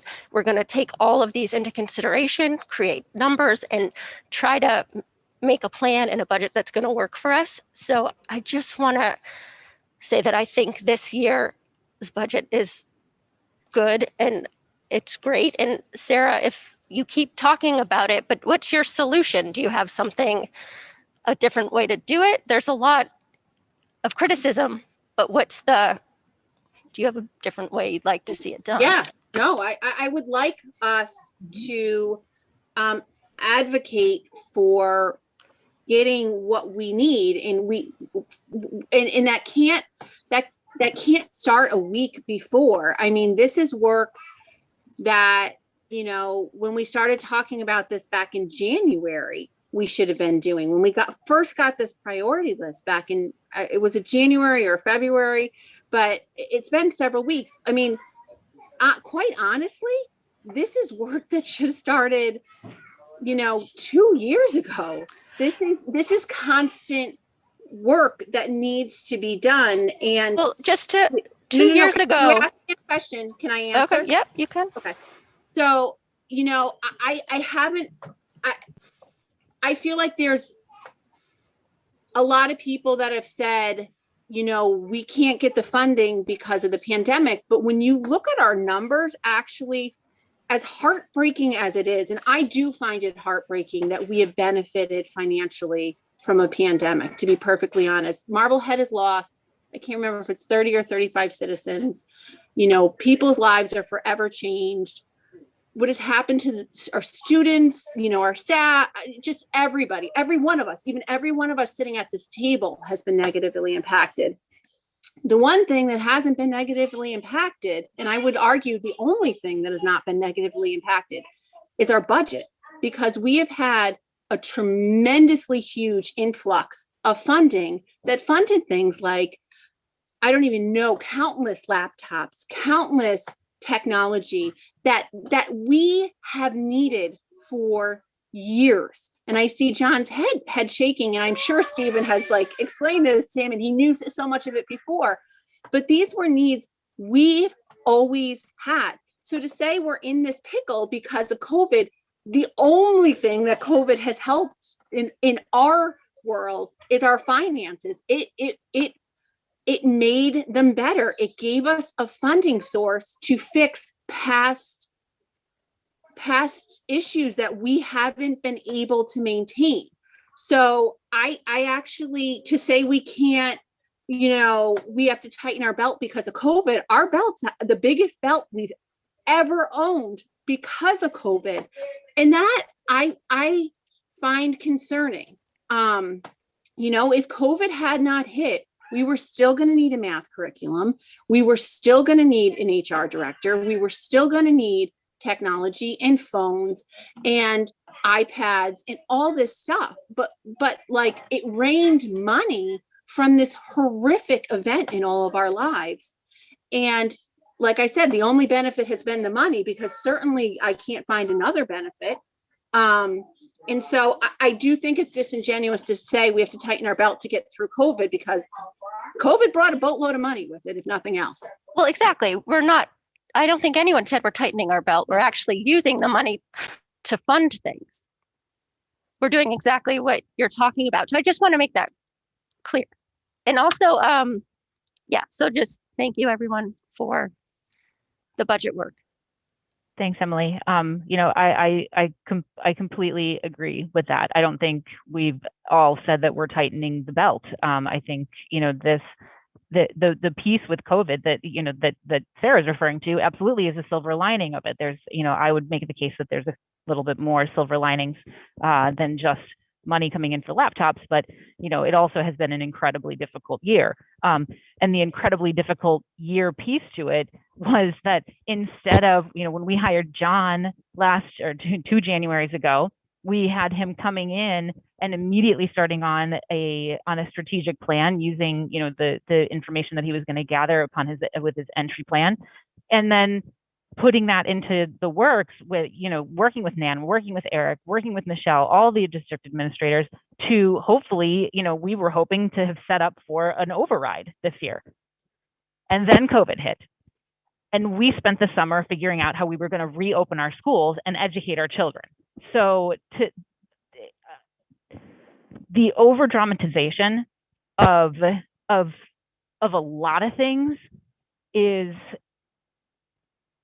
mind-boggling to me, to put it nicely. Like the scare tactics around this stuff, it's well said. Gross. And I'm kind of done with it. The process around this budget. Excuse me. Point of order. You need to pause. Look it up. Point of order. You are personalizing. Point of order. Point of order. The chairman is speaking. Excuse me, Point Sarah. of order. You can't make the chairman is speaking. The chairman is speaking. Sarah, you can't speak over someone. I've muted you, by the way. You cannot speak over someone just because you say point of order. If you would like others to start doing that to you, we can start doing that to you. I am speaking. I have waited and listened to everybody else speak. The manipulative pieces of this need to stop. The process within this budget has been all above board. We are unfortunately not going for an override this year. COVID has impacted things a lot. We've gotten some good things out of it, like the money, and many, many bad things. Those bad things are going to follow us into the future. So to kind of conflate the two, it just doesn't make any sense to me. So I want us to move forward on this. We have had a very collaborative process with the town this year. They have given us, we have gotten, as a school department, from federal funds and state funds, a lot of money. We have also gotten, the town has gotten a lot of money, and they have given the schools additional funds to help us through this time. We know that there is, I think, $6 million coming into the town. That's sort of the estimates. They have not looked over us at any point. My assumption, based on all historical data, is that they will not look over us again. So I just need that to be very clear to everybody on this call. We set forth with a list of priorities, and those priorities were looked at over and over, as they always are. Some kind of fell off for various reasons. I'm about to do a home project And I'm having conversations about things that I'm going to cut from my list of priorities. This is how budgets go. We have only a certain amount of money, whether you're talking about the schools or you're talking about the town. An override is one way in which we fix some of these things. Again, it's not happening this year. So to say that we have cuts and reductions, I don't see cuts and reductions. I see we are getting more money next year than we got this year, than we got the previous year. And so cuts mean that we are losing money. Cuts mean that things are going away, and we are adding things to our schools to make them better. We are not level funded this year. We have added money to our budget. So I really want to set the record straight that FinCom has been incredibly helpful in this. Jason has been incredibly helpful in this.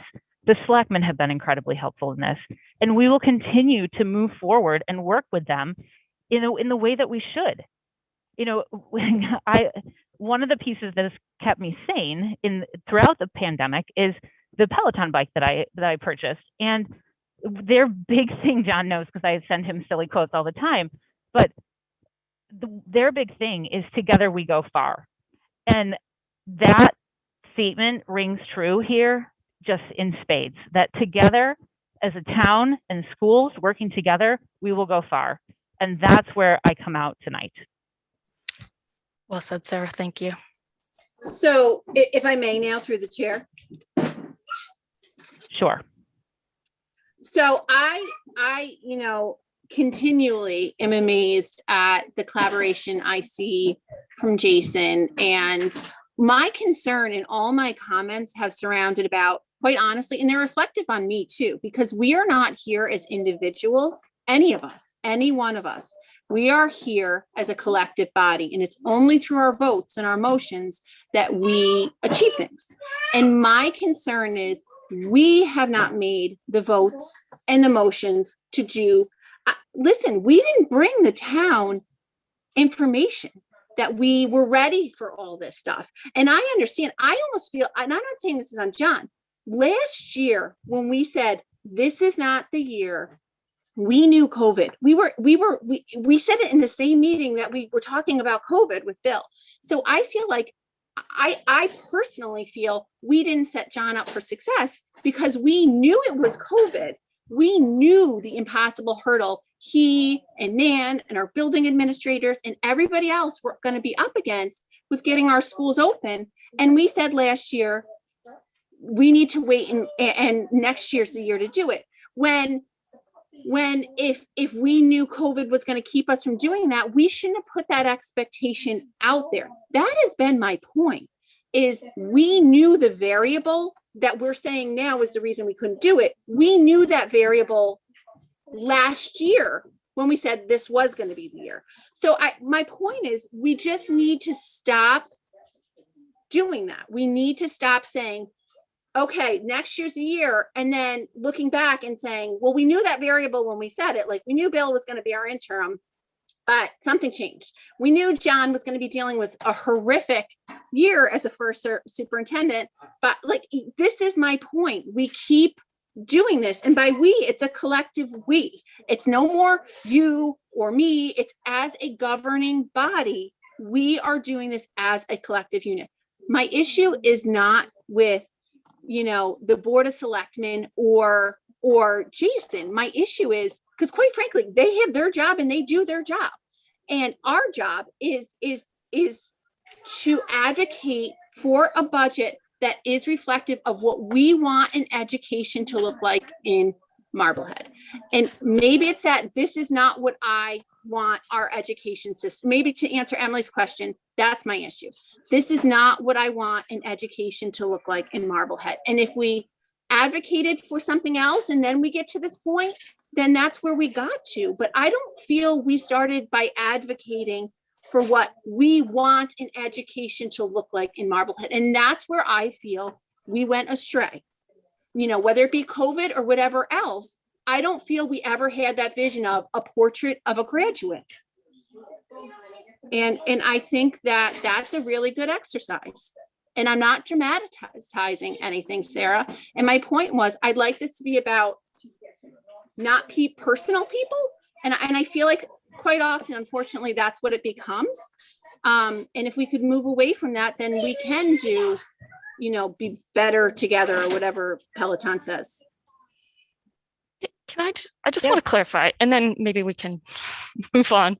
But this list of priorities is the needs that our superintendent and our leadership team identified. It is the need that they have identified in their buildings and in our district. Secondly, we have said all along that we will be doing a strategic plan. And John is ready to start kicking that off. And that strategic plan, the plan that comes from working together as a district and with our community and town leadership to come up with what we want our school district to look like in the long term, is the strategic plan. And then we use that to budget for the long term. To do it backwards is not going to get us where we need to be. David? I completely agree. I just don't feel we at any point start the process as a school committee. That is what we're about to do. That is what we talked about 2 meetings ago with kicking off the strategic plan. David? Oh, you're muted. Not seeing any other people from the public that want to comment, I make a motion to adjourn the public hearing. I second. All right. I don't think we actually need a motion or a second. So I will just adjourn the budget hearing at 7:41. Thank you. All right. That takes us into our regular meeting, which starts off with commendations. Mr. Bauer, we've got you up first with the high school. Thank you very much. Always a pleasure to be here. I'll try not to go too long, but if I had a list of all the accommodations, it would be a long meeting here, and I know nobody wants to be here any longer. I so appreciate it. I was thinking of a theme, and I think the theme is moving forward. Seeing the activities they're coming to life, seeing our DECA program in virtual competitions at the state level. We had a number of students who placed very high. In fact, we have a state championship quiz bowl team, which is outstanding. And Miss Scalaban and her group has done outstanding work. Our unified basketball team had a huge win today over Danvers, and it just gives a great feeling of pride to see all of our students and just bringing the community together. Performing arts, they're moving along. They're preparing for the spring musical, the 25th annual Putnam County Spelling Bee. So if I'm in there, I hope they give me an easy word to spell. Our visual arts department, the arts auction is moving along, and they're preparing for the senior art show. So that's wonderful. The positive culture and climate that's building with our SEL committee, and the work that Dr. Slavitt has done with this committee that has brought students into play, getting their feedback and suggestions for more connections. We're hearing music between the blocks now, and they've been playing some good 80s music and some trivia and quizzes, and it's all really good and positive. Also, our team Harmony that's getting into our 9th grade health classes and promoting positivity and not being a bystander, and just the great work that they've done. Before I move into the last piece, I do have to thank our PCO for their efforts to help vaccinate our staff. And it's just wonderful, and just seeing the positivity with that. And a special shout out to the Kapelich family, because I know Jared was accommodated last meeting by Mr. Fox. And I know how many he brought through, but his brother Noah did a wonderful job too. So thank you to the Kapelich family, as well as all the PCO. Lastly, I think just moving forward for April 5th, everybody's mind is on that. And just breaking it down into 4 quick areas. Our custodial staff, who I mentioned in the last meeting, has just been outstanding. They moved all those desks and chairs back. So this week we had a transition, seeing how things would be. And they haven't batted an eye. They've just been wonderful. And all the little pieces that each teacher, their needs, they're working through that list. And we'll be ready to go on the 5th on Monday. Our teachers and staff, just outstanding. Every time I try to get into as many classes as I can, and just seeing the wonderful lessons and, the piece that seems to me is they're moving forward and just doing a wonderful job, but also their input for the preparation has been outstanding. The little details that are really critical. Deanna McMahon has been our rock from the health department. She is, we lean on her. She's kept us safe. Her solid, no nonsense approach is just welcomed. And I know our staff and other staff throughout the district reach out to her all hours, and she's just been a huge help for all of us. And then last but not least, our guidance department, who have helped with the transition of students coming back in or going out to the learning model change. But everything is moving forward because they're also meeting with all of our students to plan for next year's scheduling and putting on great guidance programs. So, you know, I know that I can go on and on and on, but I'm just really proud of our staff. I'm proud of our students, particularly our seniors who've been extremely resilient. And I think it's going to be exciting to see them all come back together. Also, our cohort C, our remote learning cohort, who've done an outstanding job. And they need recognition too, because it's not been easy for them, particularly freshmen who haven't been in the building. And they've just done a great job. And Lindsay Page and her leadership working with them has been outstanding. And then certainly just finishing it up with our families. And I appreciate all the supports that the families have provided. They've been very patient. It's not easy with all the transitions, and they get our kids in. They figured out the traffic circle this morning. I took away the barriers yesterday, and we made it through injury free. So we're looking forward to a great start on Monday. So anyway, just very happy to be part of it and looking forward to it. And again, just very grateful for all the support we've received. Thanks so much, Dan. Those are all really great and highly appropriate commendations. I've got one commendation that I will give, and then I'll ask everybody else if they've got one. I just want to recognize the efforts of the building secretaries. They've been really important and just a huge part of organizing and coordinating with the principals to help with the schedules, and then with all of the sub coverages, and with the parents who are coming in to volunteer for the lunches and everything. So I want to give a good shout out to them. And in that, I will also thank our own Lisa Demir, because she has been instrumental in getting all of that together. She's running all of the queries and the fingerprints and everything, and that's time consuming and very detailed work. So we're all really grateful for all of the work and efforts that has gone into getting kids back into the buildings more, and to the parents that are volunteering for those lunch positions as well. Does anybody else have any commendations this evening? All right. Actually, the superintendent's going to jump in. Go right ahead. First, the collaboration around the budget has been great, but that work can get so tunneled and get me trapped at Widger Road. And so I went to the unified basketball game today, and I'm not going to get choked up, but it is exactly what I needed, because it's what we go into this business to do. And to see the joy and the fun and the teamwork and all of those life lessons, it made doing the budget presentation easier this evening. So unified basketball team, shout out from the superintendent. You're going to make us all cry. Thanks, John. All right, that leads us into our minutes. And I believe, if I'm not mistaken, it was just 2/9/21 that made it into the Dropbox. So I will ask for a motion to approve the minutes from February 9th, 2021. So moved. Megan moved. Second. Emily second. Were there any additions or clarifications that need to be added on that one? All right, I will call roll call. Sarah Gold, yes. David Harris? Yes. Emily Barron? Yes. Sarah Fox? Yes. And Megan Taylor? Yes. All right, that motion carries 5-0. Thanks, guys. John, that leads us back to you with the superintendent's report. Would you like to introduce the next speaker, or would you like me to? Either way, you go ahead. All right. So we have joining us this evening is one of our teachers at the high school, Miss Candace Sliney, and then Jody Smith, a member of our community. And Jody, forgive me, I'm going to forget all of the ways in which you support and give to Marblehead. So when you turn your camera on and are able to speak, feel free to fill us in, because you're of great value, I know. So Miss Sliney, I know that you've got a presentation to give, so I'm going to make you a co-host, and they are here to talk with us this evening about Juneteenth and the North Shore Juneteenth organization that they are a part of. Okay. Welcome. Thank you for having us. Let's see.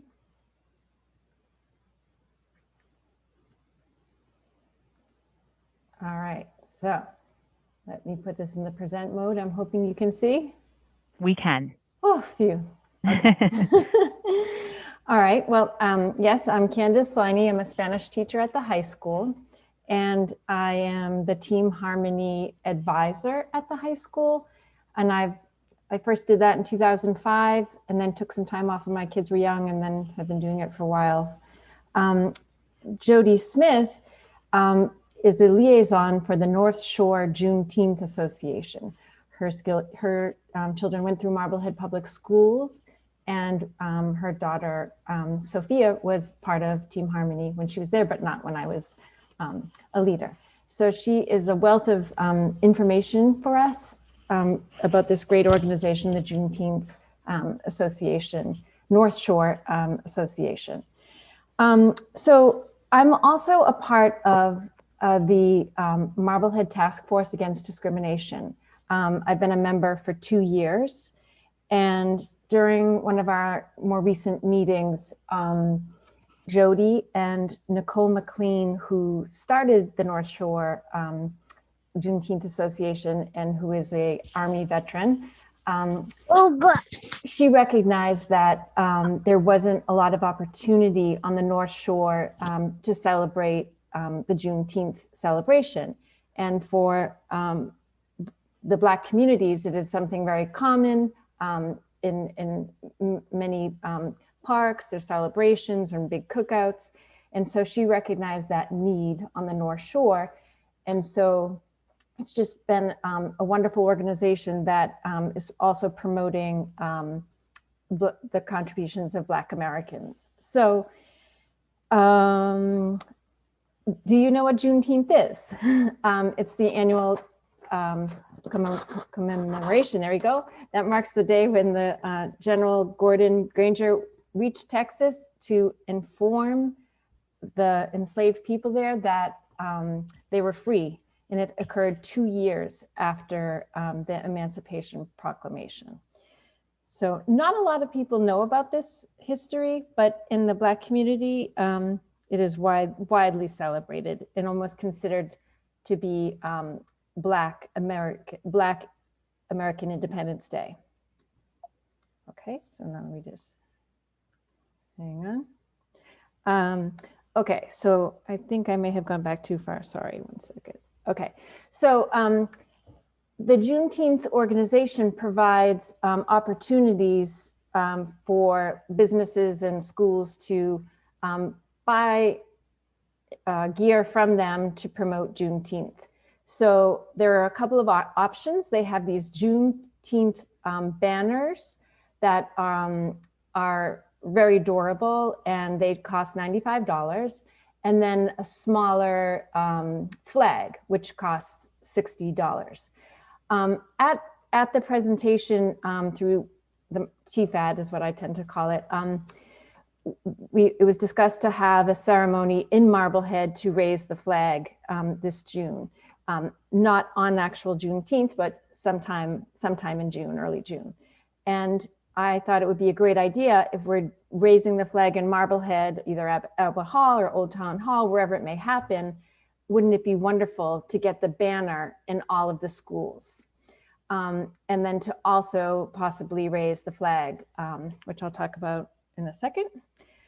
So let's see, I can't read it because there we go. Okay, so the Massachusetts Department of Elementary and Secondary Education updated the school calendar. So in 2021 will be the first time that Juneteenth is officially celebrated as a holiday. So what would I like to see happen for the Marblehead Public Schools is to provide a Juneteenth banner for each school in the district in a high visibility area. And granted, it's only a symbolic gesture, but it's a start. The organization offers an elementary school art program, which can be bought as one program and shared throughout the schools. So that would cost about $200. Purchase a Juneteenth flag for the Marblehead High School cafeteria, which costs $60. to accompany the recently donated Gay Pride flag and Black Lives Matter flags.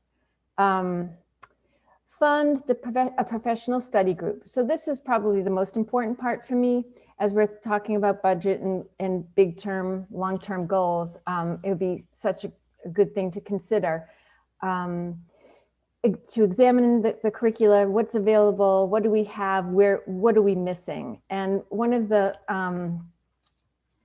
parts of the Department of Education that something really spoke to me at a presentation a couple years ago was the idea of the windows and mirrors in the curricula. So we want the curriculum to be a place where kids see themselves celebrated, but also for them to learn about others' experiences. And so for us to really have a study group that formally looks at each grade level and say, what's missing. And oh my goodness.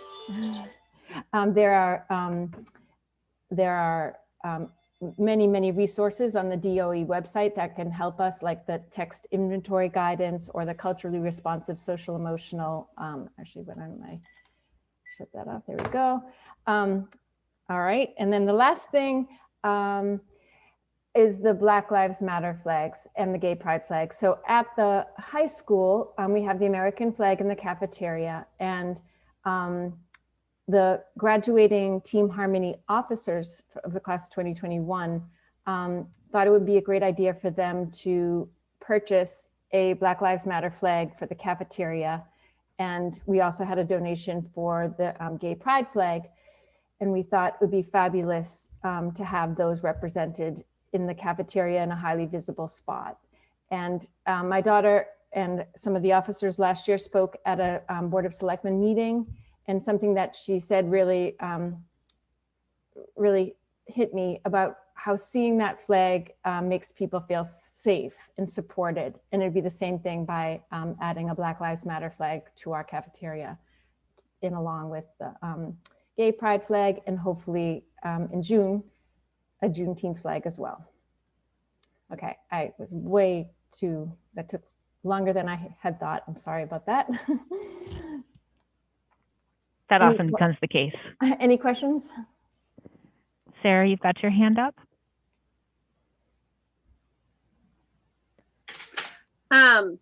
I think this is wonderful. And I think, thank you for laying out all the details and everything. And that is an incredibly small financial ask for something that has the potential to have a significant impact. So I think that this is great. One thing I wanted to ask just as a follow-up, I had a chance to hear you speak a little bit at the Task Force Against Discrimination meeting. And at that point, you talked about how Team Harmony was planning to go into the village school and work with some of their students, which is, I look forward to hearing more about, because I think that's wonderful. Is there a chance for them to kind of open a dialogue more about Juneteenth during those visits? Or maybe as we get closer to that, maybe because they've already built a rapport with those students, maybe do some type of activity with them or something to kind of just bring it another step to further it. And then I also think about,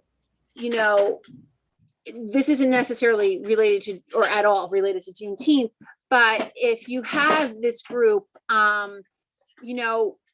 do they want to at some point over the next several months, look at some books that they would like to see at all levels of our library? And we can maybe make a list of things we'd like to add to kind of bring in more awareness of, this important date, but also other important events that kind of would speak to things. So it was just, we had you here. I thought I'd throw that out there, and thank you for your presentation. Yes, so this week we actually presented in all freshman and sophomore health classes. So they use their very limited free blocks to donate their time to do that. We filmed a video for vets to be sent soon for them to use in the advisories. And next week, the date had to change a couple of times with the change in calendars. So next week they're working with Village. and doing those 1:15 to 2:15 or 1:30 actually to 2:15 sessions with those village kids. I think those are really great ideas, but the program that we have now is sort of like all set, and they put a lot of time into this.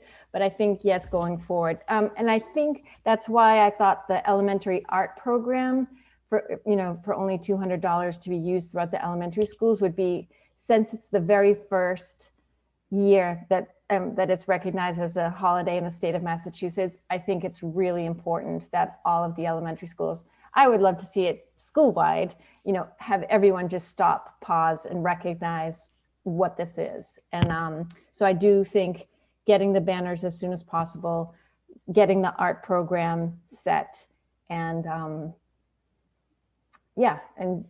just keeping at it. Thank you so much for that.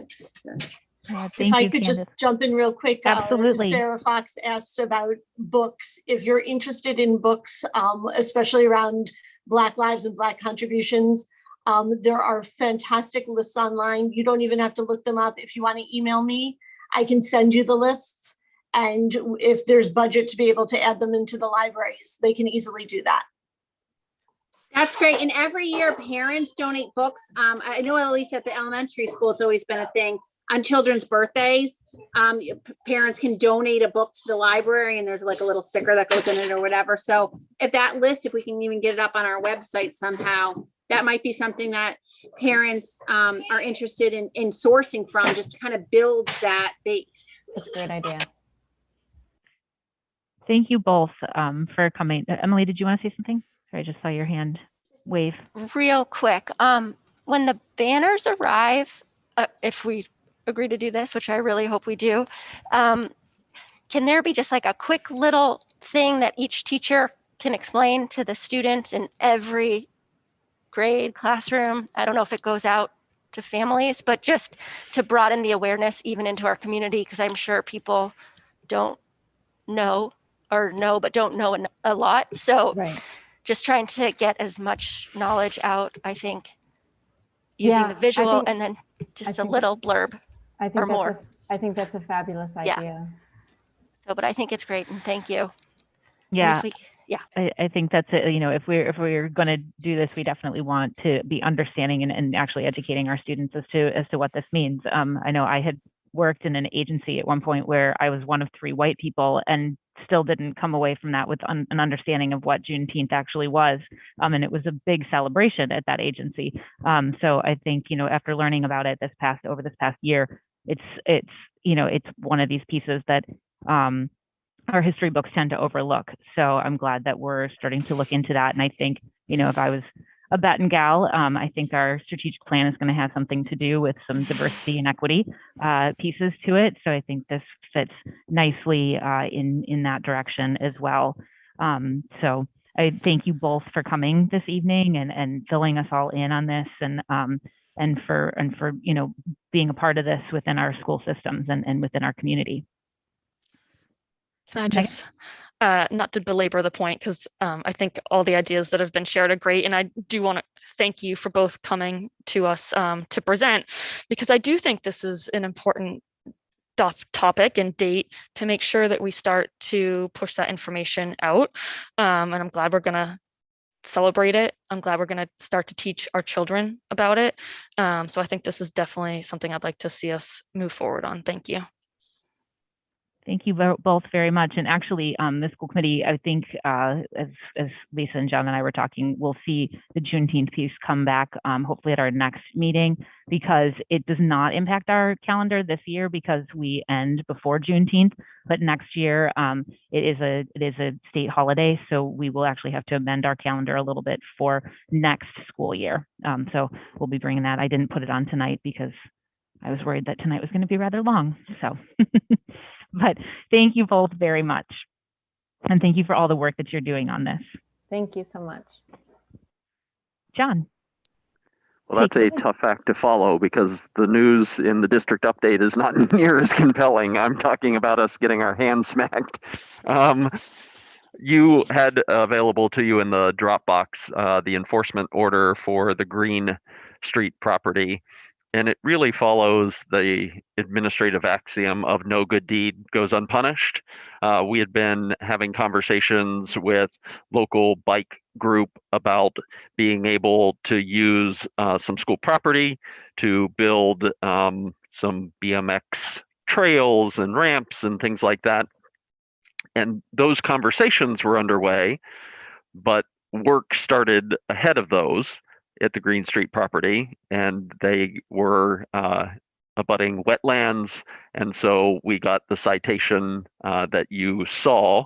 I had an opportunity to go out with the town engineer and the head of the Conservation Commission and look, and the work that was done was not actually sanctioned by the bike group that we were talking with. So we're meeting with Jason Silva and the bike people and Sarah and I next week. And then we have to appear at this hearing on Thursday of next week.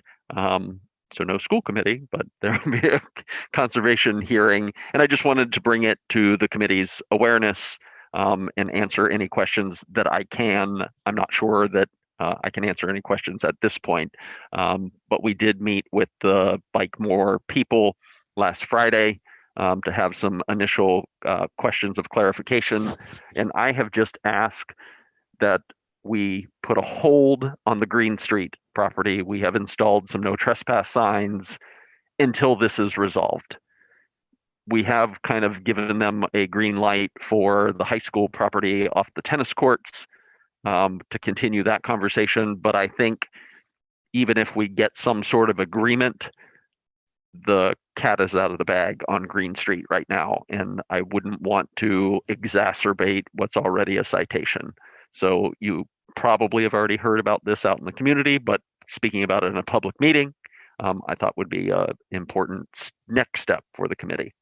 Yeah, and thanks, John. And obviously, I've been a part of this. I brought it to you guys a few weeks back. Sarah, I do see your hand, so I will. It's definitely noted. And I think in all of this, and I'm in complete agreement with just pausing on this Green Street while we kind of clean up anything that needs, literally and metaphorically, to be cleaned up. But that I live near Robinson Farm. I walk my dogs in Wyman and Steer every single weekend, and so these bike ramps and things are everywhere. They're in all of these spots. So I think, to me, this really highlights the need for this project to eventually be able to go forward. So I am really hopeful for a quick resolution on this, and so that we can kind of get back to talks, because I do think that Bike More's heart and heads are in the exact right place. This wasn't sanctioned by them. It was part of the confusion at the beginning of when this sort of all started to get ruffled. And so, in meeting with them, they actually want to work with the kids to understand how conservation works and the priority of wetlands, and doing this in a way in which it doesn't hurt our surrounding ecosystems, but that that we're all working together to, as human beings, be outside, but also preserving the beauty and the nature that we're going through. Sarah. And I think that learning piece is excellent. Just for clarification, you said, do you have to go to Concom next Thursday night? We do. So that's when we are voting our budget on the calendar. Are we changing that? That's why I listed it in gray on the budget calendar, because we're now needing to be at the Conservation Commission meeting. Okay. So I don't know if we want to, I don't know if this is the time through the chair to schedule it at an earlier time and keep the April 8th date, or pick a different day next week for that vote. But I think people have April 8th on the calendar. So if we could start at 5 or 6, in order for Sarah and I to be able to go to the conservation meeting. That's the only agenda item, right? It's not like a full meeting. Correct. That is correct. All right. Yeah, that's fine. And then has the group that built this been identified? And I'm not asking for you to disclose, because quite frankly, I don't want that information. But I ask that just simply because, as part of the learning curve, could they be brought into the mix of, whatever needs to be done to repair and fix this land? Because again, that's another learning piece. I think the spirit was good and genuine in that these kids are looking for a healthy outlet. Agreed. However, as we know from Concom and there's people that there's animals, there's plants, there's people that, use our wetlands and all, like it's very vitally important. So I think the learning piece, but also, a little elbow grease of undoing what they did might be a good learning curve as well. So I didn't know if we were able to find out who did it and if, that was something they were willing to do, but I think that would be a really good piece of this puzzle as well. I don't know that the kids have been identified. It's certainly a question that we can follow up on that maybe is in the record somewhere. Yeah. And maybe if it's just like, there won't be retribution, just please show up on the day and help. And then my other question is there any harm that could come to the district, like via a citation or a fine, or, is there going to be a cost to us fixing this, or are we in violation of it? Like, is there any real result on the district and or liability? Because we didn't have the lease in place, and now it kind of brings into the liability piece. And then lastly, are we sure this is shut down? It's no longer in use? Because now that we know it was there, there's a bigger liability, I would think. The short answer to your question is we don't know. When I went out with the town engineer and the head of the Conservation Commission, I asked that because they were talking about taking down the ramps and bringing in dirt. And in the superintendent's mind, those have dollars associated with it. And so I was asking about, is this a citation that comes with a cost? And I think we'll know more about that next Thursday. And the liability question is certainly one that we're exploring both with our council and town. If there is a cost, we could maybe just ask if we can identify this group, if they can help towards that cost. Absolutely. Emily? So I don't know when the incident happened, but I do know that there's been some confusion about the land since we talked about it in our meeting. I think a lot of people thought that, oh, now we can go use it. And I'm getting multiple people asking me about this and sending their kids up there. And I literally told someone the other day, don't send your kid there anymore because it's not happening yet. So I think we need to clarify that as a district, maybe in an update. You could put it in, just say, we can't use it yet, but explain what happened because people are super confused. And I just don't want kids to go up there and get in trouble and then have that, because that can really upset kids because they think they can use it. So if we could just tell everybody to hold off until we say it's a go. Absolutely. Is it too soon to talk about a community relations liaison or? But John, you did say in your email, you posted no trespassing signs, right? Or you plan to? Yeah. So, it's pretty clear if there's no trespassing signs that. Right. And I totally agree with that. But my friend, I was telling her there should be signs up. She's like, but the kids aren't going to read them, if they don't see them on their bike. So I think just to cover everything, just to.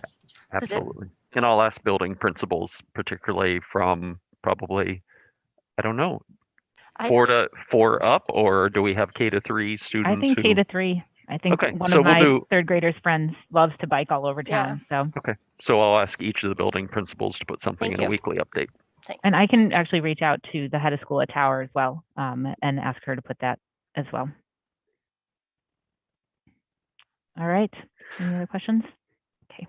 The other district update that I have, and it seems so bizarre to talk about my entry plan in April, and this isn't an April Fool's joke, we're still actually talking about it, but I have asked Sarah if we can have a special meeting, yes, me asking for an additional school committee meeting on the 29th so that I can present the entry plan, the findings, and then roll out the strategic planning process as we will undertake as a district, and what that will look like, which will start in earnest in mid-May, in identifying, there'll be focus groups and there will be surveys. And so to outline that will lead us into developing that strategic plan, which will inform a budget and perhaps the priorities necessary to build a foundation for how we budget moving forward.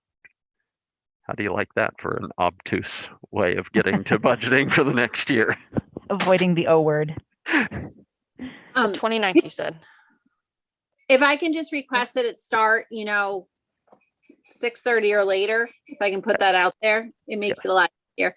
And then we must have a building committee meeting this week. This year, please, not this week. Not this year. This month. But with the vacation, I just don't know. Like, I want to that we might, that will be another juggling offline thing. But that if we can keep as many of these meetings on Thursday, I think it makes it really easy, much easier for the public to think school things happen on Thursdays around 7. It's just easier to kind of make that accessible. I can definitely talk with David and make sure that we're not, I think Lisa's got them all marked on her big board calendar in her office as well. And then the in-person learning update it's happening. We're going to have in-person learning. I think we've been talking about it, and it's super exciting that we're getting to Monday. And I've actually heard Dan and Matt on the phone with different people, very excited about this, that there's the next step toward normalcy. And so our district K to 12, April 5th, that's our Easter present. That's what the bunny's bringing us, is that we will be full in person. At least 7 to 12 will be half days, 5 days a week, and our pre-K to 6 students will be full days. I'll put it out there as a Passover miracle as well. There you go. No, it's very exciting. And, we went over just, Matt and Dan kind of spoke to it a little bit more in reopening this morning, and just assured a lot of the things that were said on Tuesday night. And, it's really exciting. And it's just such a huge step for the district. And I'm just really hopeful that, particularly at these older grades, where we are reducing distancing and quarantining is sort of making everybody a little antsy. I really hope that, again, the community comes together, wears masks all over the place, in carpools, at little parties that are, hopefully occurring outside in their backyards, masked, distanced, all that good stuff, so that we can really continue this forward. Meg? One thing, if I can add to the reopening, is Nan held a meeting. Was it last night, Nan? For remote parents. And as a remote parent, I just found it really, it was great to have that time to come to her and ask her our questions, because our questions are very different than the bulk of the population. And she was candid. If she didn't have an answer, she told you she didn't have an answer. She said, put your information in the chat and I'll get back to you. So I just want to, from the remote population, thank you for, giving us that time to address our concerns as things do shift. Megan?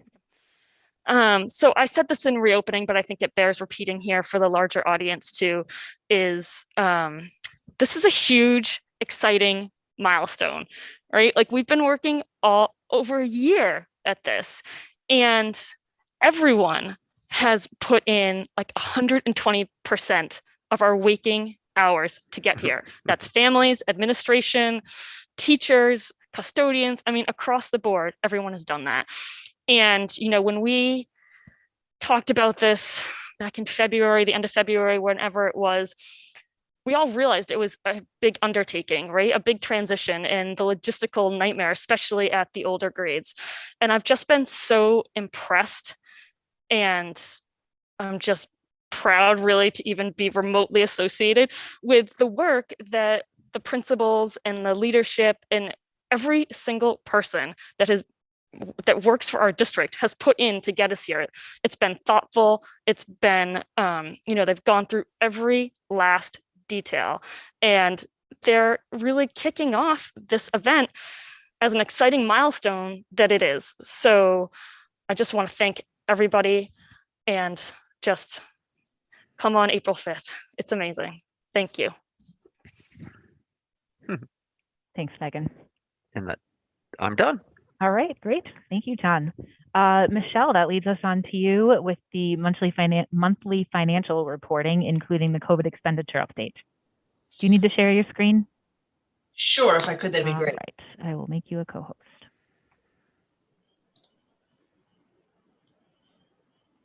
Should be all set. Okay, thank you.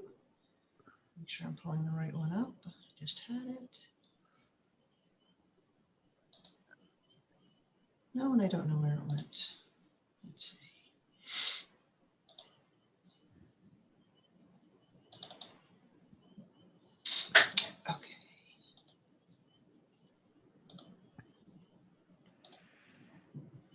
Okay, so the monthly financial report for the month ended February 28th, 2021. This is just over a month ago, so probably at the next meeting we will be talking about March. But so as of February, the year-to-date expenditures for the general fund were $21,129,814, or 52% of the operating budget. Just a few areas that I typically report on or keep an eye on each month. The first is special education. I am extremely happy and excited to report that we are actually breaking even at the current moment in terms of our special education out of district tuition costs. This is a number that has fluctuated. It started at last year at this time. It was a little bit higher, significantly higher, came down through the budget process as we had some decreases. We had an unexpected shortfall when our circuit breaker funding came in this year earlier, and we have been able to close that gap, and we are down to $4 difference right now. So I am just thrilled to report that out. So right now we are not projecting any deficit in that category, and we have reached our April 1st deadline is when we are no longer responsible for any private school move-ins at this point in the year. So while we are responsible for some other move-ins if they should happen this year, private school is a big one. So we have met that threshold, and we should be in good shape for the rest of the year there, fingers crossed. In terms of substitute teaching costs, we have spent $38,000 or 16% of that budget. There is a little bit of an increase in terms of hourly wages for paras and tutors that have been paid that aren't charged to this line, but still we are significantly under budget in that area. A couple new accounts that I'm watching at this time is, first is custodian overtime. We have seen a rapid increase in that area due to additional cleaning. We have a couple extended leaves right now in staffing, and we've been doing a lot of furniture moving at this point. So we've had a lot of overtime in that area. Right now we are over budget by just over $3,000. This is also an account that typically we have run over budget each year that I can tell in terms of the trend, if the charges were correct. And I do expect that we will continue to run into deficit, obviously, and I'm projecting a shortfall of about $35,000 to $40,000 by the end of the year, which I do think we'll be able to absorb with another line. So I'm not concerned about it. Just want to keep an eye on it. And the other area that I'm watching closely is unemployment compensation. We have only spent just over $24,000 in this area of a $60,000 budget, but we are paid through the month of November. However, with all of the chaos happening at the unemployment agency in terms of fraudulent claims and due to all the pandemic claims, they are still way behind in reviewing their claims, and they can retroactively charge us back as many months as they see to award an employee or a former employee. So that is a bit of an unknown number, but I am projecting right now that we will probably run about $30,000 in deficit in that account for the year. We should also be able to absorb that without too much difficulty. But I did just want to put it out there. It's something I'm watching each month. So that's it really. It's nothing else exciting in terms of the general operating budget. But I do want to touch base a little more in depth on the COVID funding report. The actual COVID funding report is through March 29th, which is actually just earlier this week. So you really have up-to-date information and not the February figures. I do have the COVID funding status report that I will pull up here. Here we go. So far to date, we have spent or actual paid out dollars, 1,538,000. We have encumbered, basically ordered or reserved another $568,000. And we're anticipating expenditures of 269,000, but those are not specifically on goods that have been ordered or committed to at this point. But that total with all of those buckets will bring us to $2,376,000. This is absolutely amazing that we've come up with all of these funding sources or have been provided the opportunities of these funding sources. They're all pretty much one-time funds. There's no recurring funds in here. Recurring costs in here. So that's a great thing. And last month I did detail, the funding sources with the 2 new funding sources we had and the expiration dates, and that's on the bottom of the sheet here. So this does not include any of the new funding that we've all been talking about. We do not have certain figures on that yet, but we're keeping our ears and eyes open. So as soon as we have any information on that, we will be sure to share that. In terms of also the COVID funding, I know there's been a lot of discussion about what we are earmarking the ESER 2 grant for. So I wanted to detail that a little bit. I did include that in my memo, which I apologize, I have to scroll way up again to that. So earlier this week, I had to submit for this grant. Deadline was March 31st to be able to use it for this current year. So, and even though it still carries forward, we just had to submit for it in March. So this is what our budget looked like when it was submitted, and it's still what our plan is right now. We are planning on spending roughly $81,000 in supplemental classroom staffing and meeting students' needs. $65,000 on air purifiers. We have ordered some crazy number in addition to the ones we ordered in the fall. I believe it's another 268 air purifiers we have ordered. So that comes to a price tag of just under 65. We made an allowance for KN95 masks of $9,800. Rolling laptop desks, we had to remove a lot of teacher desks from the classrooms when we were adding more student desks back so we can fit all of the classrooms in, all the students into the classroom rather. And there's about a $20,000 price tag on those. Part of this grant requires that we spend a portion on mental health supports for students. So we are allocating $25,000. The grant requires that at least $10,000 be spent in this area. We're prepared to spend $25,000 at this time. Additional mobile smart boards for the districts for alternative teaching spaces when we need to move a group of students outside of a classroom with a smart board. Total for that is $38,500. Identified technology needs such as laptop charging carts, student headphones, etc., and that is coming to an amount of $10,000. And lastly, we have $115,000 set aside for either additional technology, curriculum, or facilities needs. Most likely, this is where the math curriculum will come from. That's our plan today. So, and I'm going with that. So that is about all I have to report on the COVID funds and the monthly financial report. If anyone has any, committee has any questions, let me know. Sarah? So since we're using the numbers you sent in for verification this week, part of that to cover the math, we have approval to use it in this fiscal year. So can we purchase the curriculum sooner so that we have more time for our staff to familiarize themselves with it?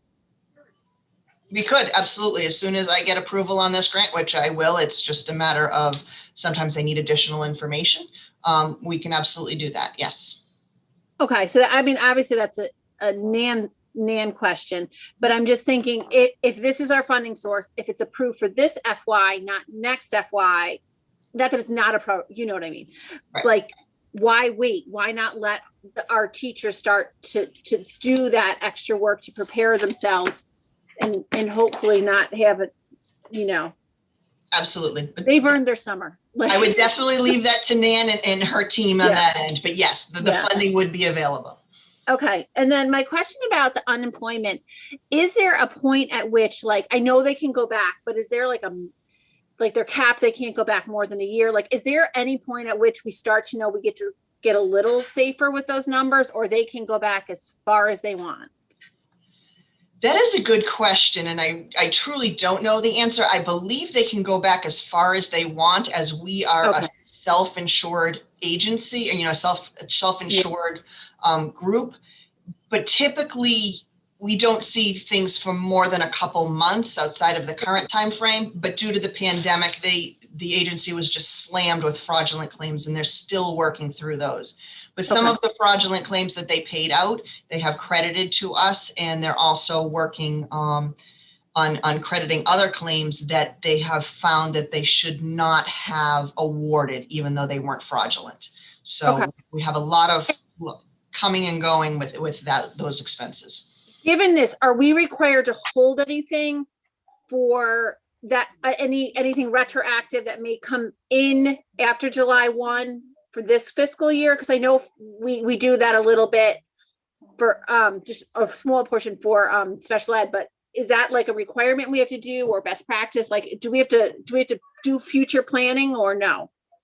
We are not required, because anything they charge us retroactively is showing up on a current invoice. So really it would be a current charge. So legally, to meet the guidelines of our municipal fiscal year, we would not have to. Best practice is if we still know that there are a significant number of claims that may be attributed to the previous year, I would hold over some funds if available. And we're allowed to do that for that purpose, right? Yes, exactly. Okay, that's really good information. Thank you, Michelle. All right, thanks, Michelle. I don't think does anybody have any questions? Thank you. I mean, I've been through this so many times with Michelle. I'm good. Thanks, Michelle. Thank you, Michelle. All right, that leads us on to our schedule of bills. We had a schedule in the packet with the all of the invoices. So can I get a motion to approve the identified schedule of bills totaling $3,315,140.31? So moved. Megan moved. Emily second. Any questions on any of those? All right, I will roll call. Sarah Gold, yes. Emily Barron? Yes. Oh, can you turn your...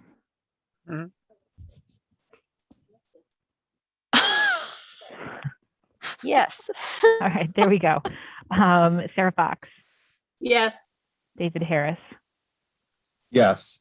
And Megan Taylor? Yes. All right, thanks all. Thank you, Michelle. Thank you. Through the chair. Yes. Thanks, Michelle. It would be, it's more than necessary for me to recognize Michelle. What I presented tonight was a collaboration between the two of us, and my humanities, language, arts mind works in a very different way. And Michelle suffers my questions that go all around numbers or present her numbers. And so she has been an invaluable partner. And when I was looking to become a superintendent, the advice was you have to have a good business manager.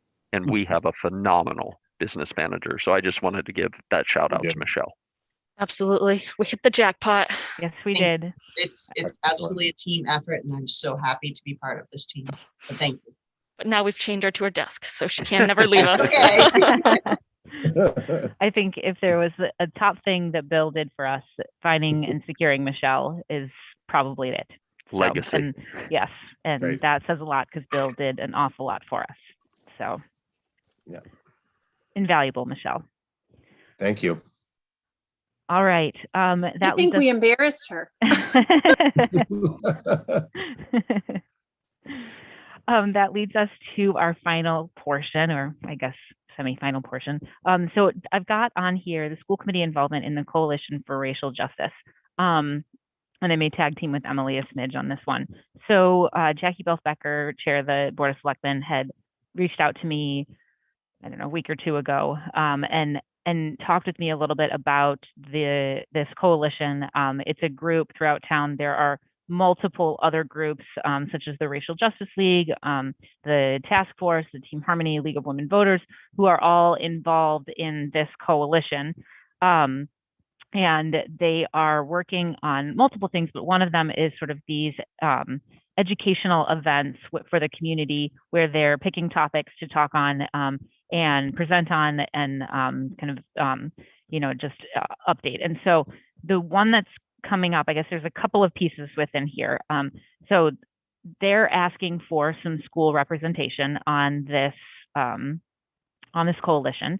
And so that's one piece. And then, and they would like preferably the superintendent and then a school committee member to be a part of this ongoing. And then additionally, or sort of to drill down further into it, they have an upcoming event on April 27th at 7 p.m.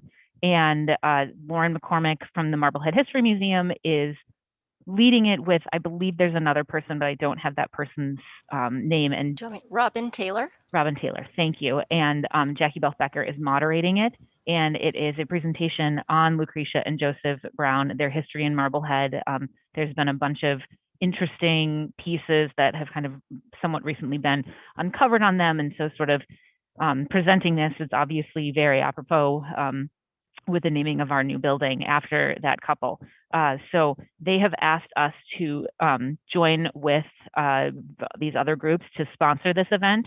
When I asked, sponsor to me has a monetary piece to it, and Jackie said, absolutely not. If this is really just a support sponsor that we would take a vote to be put on to our name and I would like for the Marblehead School Committee as well as Marblehead Public Schools to be joined with this in support, and that our names would be on the flyers and we'd have somebody attend. Given that Emily's been doing a lot of this work, I sort of reached out to her and you've been in contact with Lauren? I think you're muted. Yeah, I asked her. I talked to her, I feel like, a lot. She's amazing about history. But yes, we talked all about this event and she shared the information with me. Great. So I will actually read, because Emily had forwarded it on to me, the description of the event on the 27th. So it's, and I believe this is kind of what the flyers would look like and present. So the long-mired myth and misconception, the real history of Lucretia Thomas Brown and Joseph Brown is even more fascinating than the legend. Over the last few years, many individuals and organizations in town have uncovered new and exciting threads in the couple's lives. Together, they weave a story of creativity, entrepreneurship, strength, community, and resilience that reflects the characteristics of Marblehead itself. Join Lauren McCormick, Executive Director of the Marblehead Museum, and Robin Taylor, writer and member of the Marblehead Racial Justice Team, for a discussion and moderated by Selectman Jackie Belfbecker.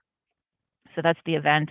I would like to, take an official motion for the school committee along with the Marblehead Public School Department to sponsor this event. So I'll start there. So moved. Sarah moved. Second. Emily second. Any questions on any of that? I'm assuming that we can use our resources of the emails or any messaging we have to going home to kind of just let our community know about this as well. Mm-hmm. And we can put it onto our websites and everything to kind of, I believe it's a Zoom event, so we can have that information up there. And would it be appropriate, like from what you've heard, Emily and Sarah, would it be appropriate for us to include a student in this, like a high school student, or no? As a rep? It's a good question. I can reach out. I think it may, I don't want to even say, because I don't know if there are any students involved currently. Yeah, I don't know, but that is a great idea, or at least to ask. So I think we because should. especially where Team Harmony is involved, so there very well may be student representation already. Then I bet there is. I don't know. But I I can just think follow the up more on that. we involve the student body, it disseminates the information more. Yeah. All right. I've got a motion and it's seconded. Sarah Gold, yes. Sarah Fox. Yes. David Harris. Yes. Megan Taylor. Yes. And Emily Barron. Yes. All right. So that motion to sponsor that event 5-0.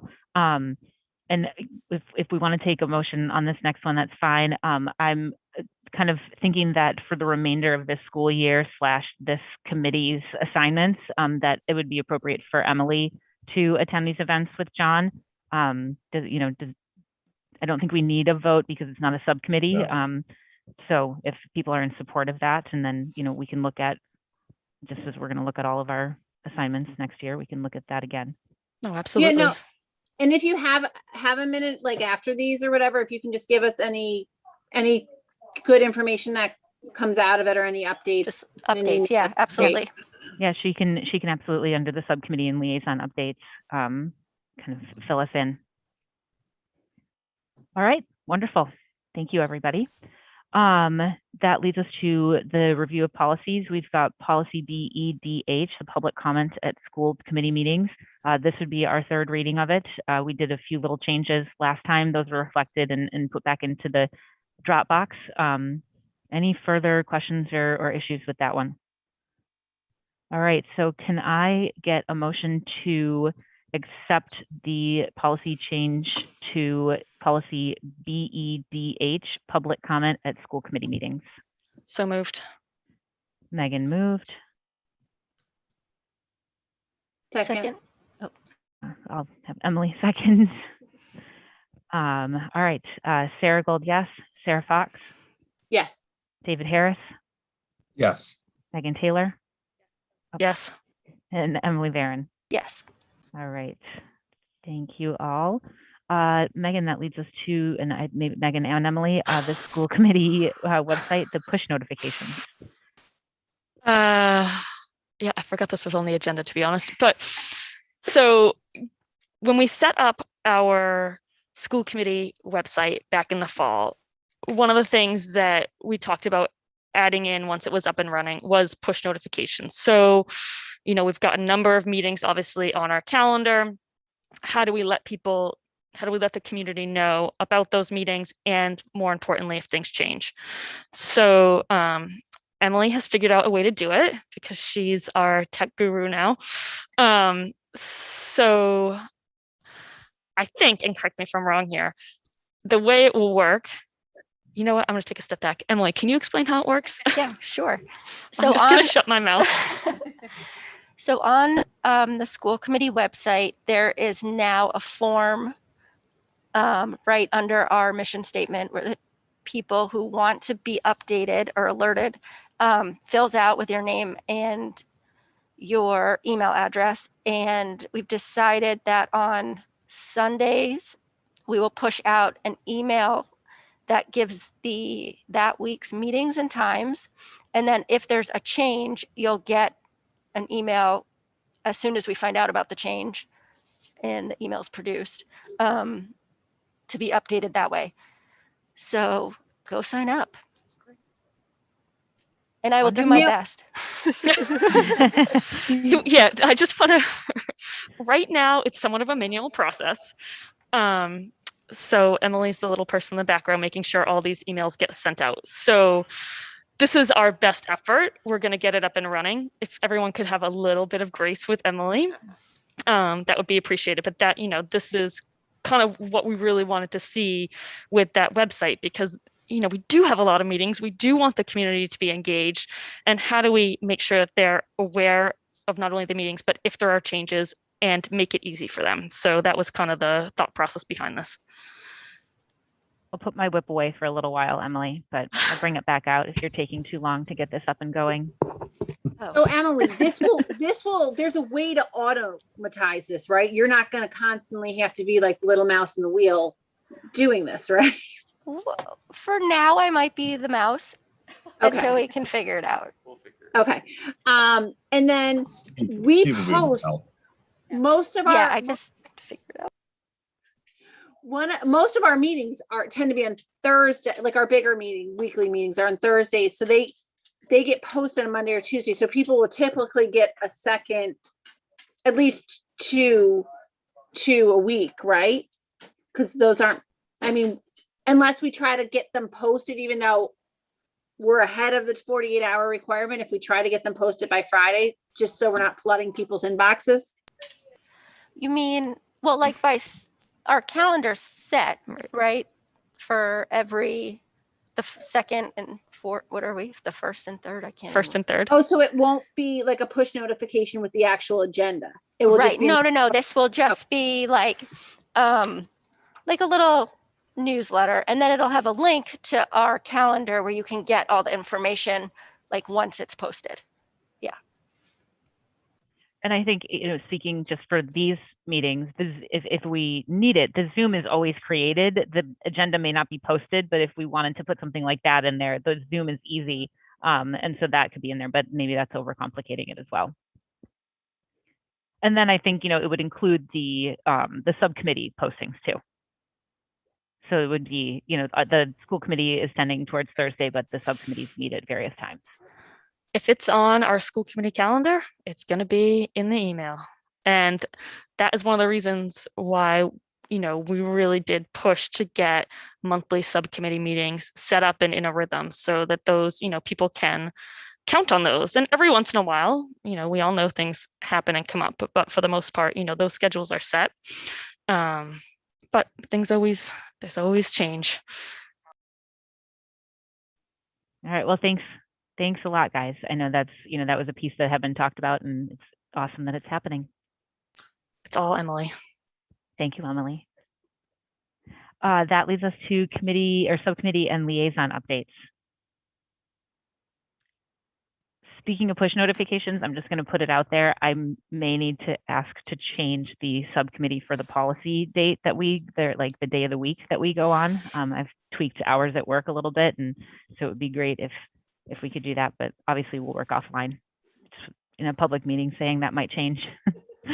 Feel a change notification coming on. I have a subcommittee liaison update, if that's all right. Just a notice from the CPAC. So Merle Shell, the CPAC co-chair, wanted me to let everybody know that the committee and the community are invited to their conference event next Tuesday, April 6th at 7 p.m. Marblehead CPAC board member and Boston University professor, Dr. Scott Solberg, will be speaking on developing future readiness skills and answering questions about your child's career plans after high school. Dr. Solberg's research has focused on effective career development programs for students with high needs, especially those with disabilities. The Zoom link is out on the CPAC website, and I believe there's going to be Facebook promotion as well. But for the committee, if you can attend, or if anyone in the community, please do join. Great. Megan, do they have a date yet for whatever they're doing for Unsung Heroes? I know it will be different than it typically is, but do you have a date on that yet? I do not have a date, but I can certainly reach out to Merle. I know they've been working on it. I don't know if they've solidified a date, but I can find out. And in our next meeting, I'll make sure we update everybody. It's a beautiful event, so I want to plug it in. I know a lot of other people will want to plug it in too. I always say it's the feel-good event of the year. Definitely is. And, I'll just give another shout out for Dr. Solberg. He's been an invaluable resource on the reopening committee, as well as doing a lot of work on the SEL committees that have been going on, I think, particularly at the high school level.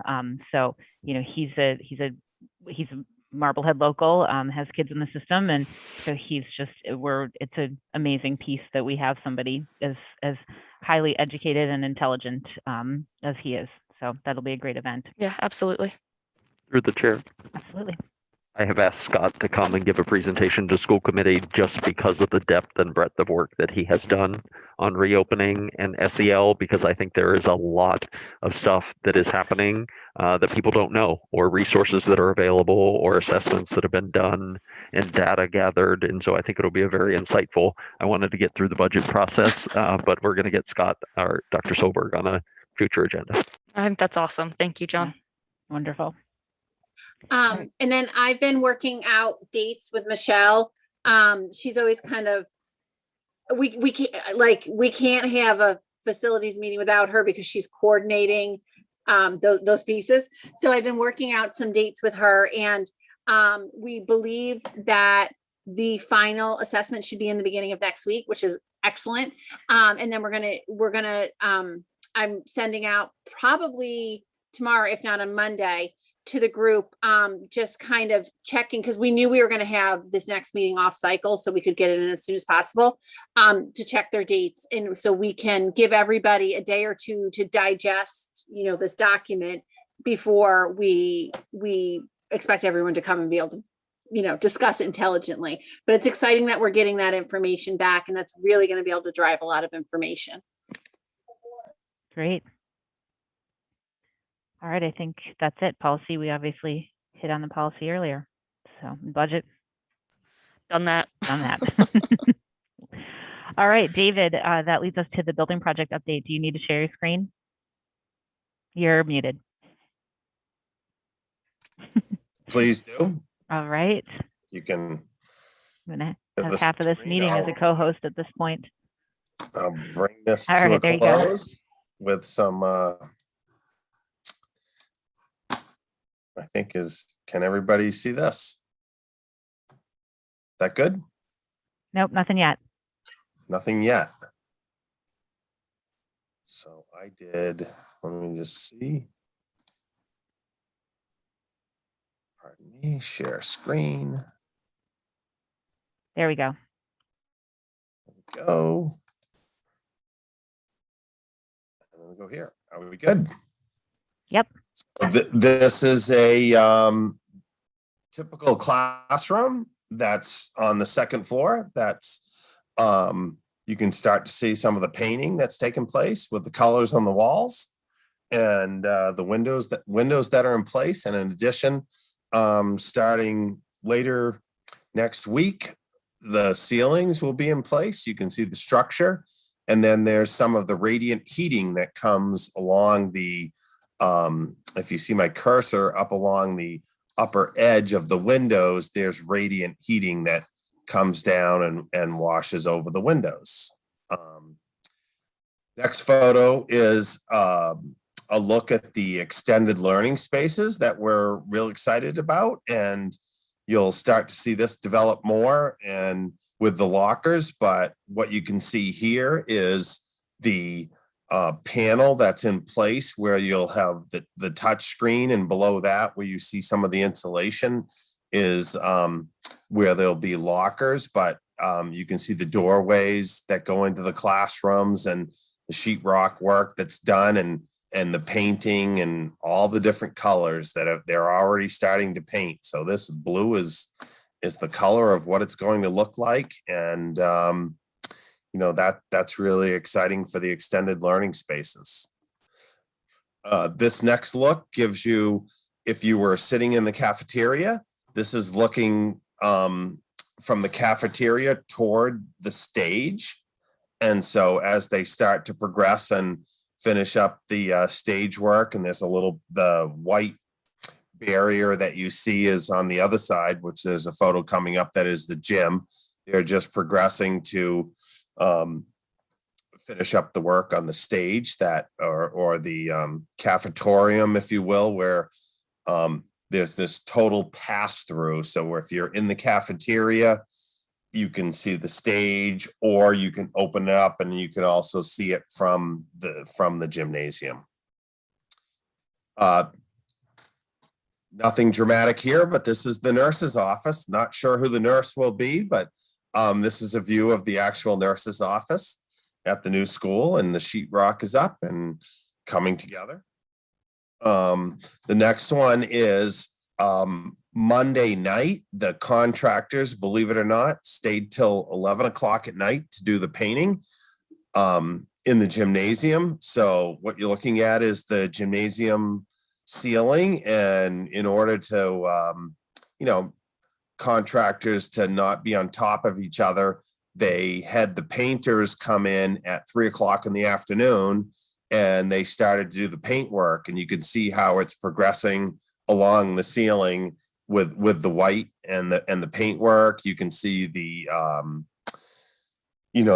skylights that are in the gymnasium, and in the next couple of weeks you'll start to see, along where the windows are, the translucent panels will come in, and it's amazing how bright this space is just with the amount of windows that we have now. But when the translucent panels come in and with the white paint, it just really brightens up the space, and it's really starting to come together. So that's exciting.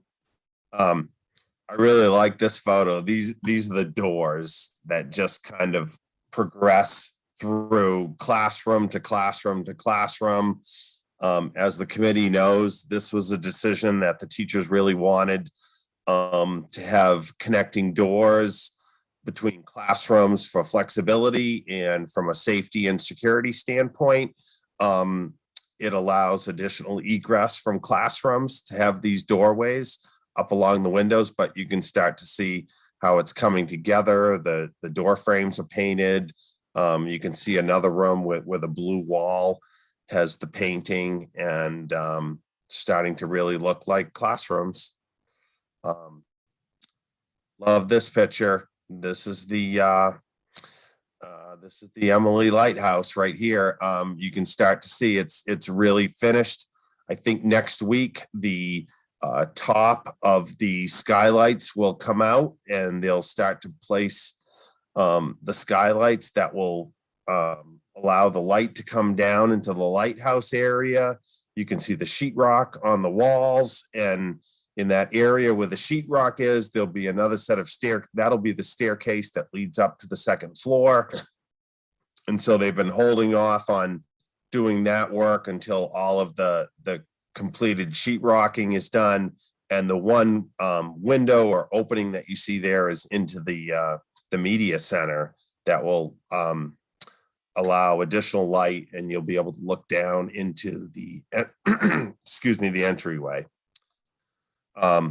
This one might not be so exciting, but it is from a mechanical standpoint. This is the first rooftop unit that was hoisted up on the building yesterday. As you can see, also, that's where the mosaic, the gray area, is where the mosaic will go. So the rooftop units started to arrive, and we had a couple of challenges with the wind on Monday, so they delayed some of this crane work. And so the rooftop units are starting to go on. And then with some of the rain that came today, some of the final rooftop units will go up, and skylight work will take place tomorrow if the weather cooperates. And so that's really exciting, and that's a big milestone for the project, because once these units are in, they'll start to be wired and plumbed in to all of the fixtures that are in the building. And then last but not least, I wanted to show this picture. This is hot off the presses from today. Lucretia and Joseph Brown Elementary School. This is from Jean, and as you can see at the entryway, there'll be another area that will have the name of the school, but here's where the official name will be on the school. So, this is Jean's, he's chosen this type of script and design that is consistent with the school, and I'm really excited about it. It matches the color of the window frames, and I think it's just going to really be a good piece of the school to have that right there when you pull in, and that's how it's going to be laid out when people come to the school. So there it is. It's fantastic. I was watching them from my office window today do some of that rooftop work on the systems up there, and I felt really awful because it was that spattery rain and blustery and my worst type of weather. So I was very impressed that they were up there working. Yeah. There's always so much progress every other week when you're reporting to us, David. So it's awesome. And yeah, I can't wait for our walkthrough. Yeah. Yeah. Hint, hint. To that point, I'm going to work on setting up tours that will be, as I mentioned, typically when construction ends is 3 o'clock or 3:30. So I'll be setting up a couple of flexible dates for groups in the next couple of weeks where we can get people in, and we'll continue to do that, not just in the next couple weeks, but I'll set something up with left field and Trip from Gilbane so that we can get people onto the property in the next couple of weeks for some site visits for sure. But it's really exciting. It's coming together, and you know, Katie Martin's been actively involved in the landscape piece, and I want to thank Dr. Bucky, Nan Murphy, and all of the teachers. We have landed the furniture and equipment piece of the school. There was some presentation that was made at our building committee or last week, and those purchase orders are moving forward. A lot of work went into that, a lot of work to decide tables, desks, cubicles, you name it. And the purchase orders are being submitted there. David Sandin confirmed that yesterday with an email. And so that's really exciting that we're able to get that done. So thanks for everybody who was involved with that. Wonderful. Exciting updates. Thanks, David. All right, that moves us on to new business. I don't think we have any new business. Oh, Sarah, do you have something? Can we put on one of our upcoming agendas sooner rather than later? Just an update on our program on our 18 to 22-year-olds. I know when we moved out of, the Bell School and kind of took over Eveleth, we moved that demographic. And I believe they're currently at Vets. None of us are planning for that to be their final destination. So I'm just wondering if we have an update on kind of what's going on with that program and what their destination is, if it's been identified, and what plans are in the works.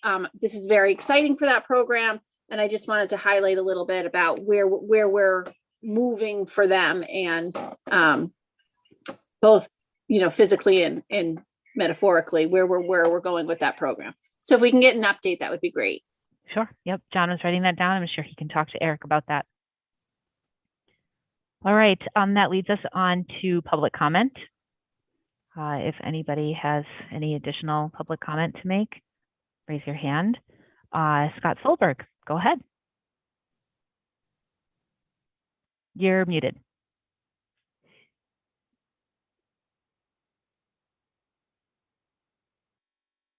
Hold on, Scott, you're muted. We can't hear you.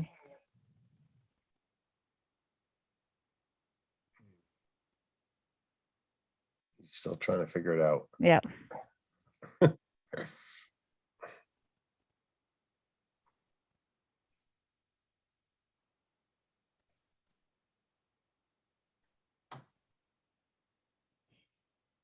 I can go to Cindy and then as you work on your audio piece. Oh, are you good now? Yes, we can hear you. Can you hear me? Yes. All right, I go apologize. ahead. My system has totally crashed, so I'm not going to be able to show video. Oh. Scott Solberg, Ramsey Road. Oh, there I go. Now coming up. So I just wanted to say a couple of things. One, Megan was talking about the reopening committee, and I've had the privilege as a parent serving on that role for the CPAC as well as a parent. And I have to say this morning's session was so amazing. There's giddiness going on about Monday, and you're hearing it from the principals, you're hearing it from everyone. And I hope there's a lot of YouTubes and a lot of just Facebook posts of just the celebration that's going to happen on Monday, because it's amazing how much work our community's put together. I mean, I got to hear, our Dan Bauer talk about the high school and the music and this. I mean, there's so much going into Monday. Let's celebrate as a town and make it happen. I also want to say thank you, Michelle Cresta. You bring my heart rate down every time you talk. It's just, I just come away from these meetings saying, thank you. For the last few years, I've never known where we are on the budget, and whether it's good or bad, the way you talk about it and putting it together, I feel so good about where we are as a community. So I just want to say thank you, Michelle. You don't get enough kudos. I just want to put it out there. And also thank you all for the SEL stuff that we're going to do. And honestly, I'm going to step away, and I'm going to certainly want to present, but it's going to be our students. I'm hoping to have our high school students talk about this. They are doing some great work. Gina Hart has been working with them, and I've been in the background kind of facilitating, but they're about to do something really extraordinary. And I'm hoping they're going to lead the conversation with our community about what we need to do for our students. So get away from our just adults doing it. Let our students lead this SEL conversation. So thank you so much, and looking forward as we go forward. Yeah, I can't wait for that, Scott. Thank you. Yeah, that's really exciting. And I'm excited to hear about the students. And I think, Scott, both of us in the mental health field, we're going to just push as many kids into the mental health field because there's going to be so many needs as we go forward. So thank you, Scott. Cindy Tower-Lowen. You with us, Cindy? I am. I'm just trying to. Sorry. No worries. Okay, I'll even put my video on now. So I want to thank everybody tonight because I know sitting at the school committee meetings for over a number of years, and especially the last few years, there was a lot of pain. And I just appreciate everything that you guys are doing. I know it's not easy, and I know it's sometimes very thankless. But I, for one, appreciate it in terms of, in many of the roles that I've played regarding, a parent, stakeholder, part of the Marblehead Racial Justice Team, CPAC. I could go on, but I'm not going to. But I do want to acknowledge everyone and their hard work. And I am so pleased to know that the school committee is also taken on, as well as John, in the school district, taken on, working with the curriculum and racial justice and that piece in terms of the narrative here in Marblehead. So I'm really happy and proud that that's happening finally. So, and the last thing is, David, I loved the picture of the school. I love seeing Lucretia and Joseph up there in those lettering and the mosaic. So I don't know if you have a picture of that I can get posted on the Marblehead Racial Justice Team Facebook, but also sharing it. Can I do that yet? I certainly can share the PowerPoint for that. Okay. And the mosaic is, I don't know if we have the mosaic I'm set with, but I'm just talking about the actual building shot that I saw that obviously has a mosaic and the name. So it's just really nice to see it. Thank you for having that there tonight. Yep. And I appreciate that. So I'm so happy I was here tonight. I'll send that to you tonight, and you can share that for sure. Okay. Thank you so much. Great. Yep. And that's all I have to say. Good night. And thanks for letting me chat. Thank you, Cindy. All right. Ms. Sliney has her hand back up. Just one more question. Is there any motion? Like, am I all set, or how does that work for the funding and whatnot for the items and the flags? We'll work it through my office. Yep. Okay, so it's approved. I don't need any other approval. Good. Okay, just making sure. Okay, thank you so much. Thanks, Candace. All right, that leads us to correspondence. I don't have any correspondence to put out this evening, so I will officially adjourn us at 9:08 p.m. Thank you, everyone. Yes, thank you.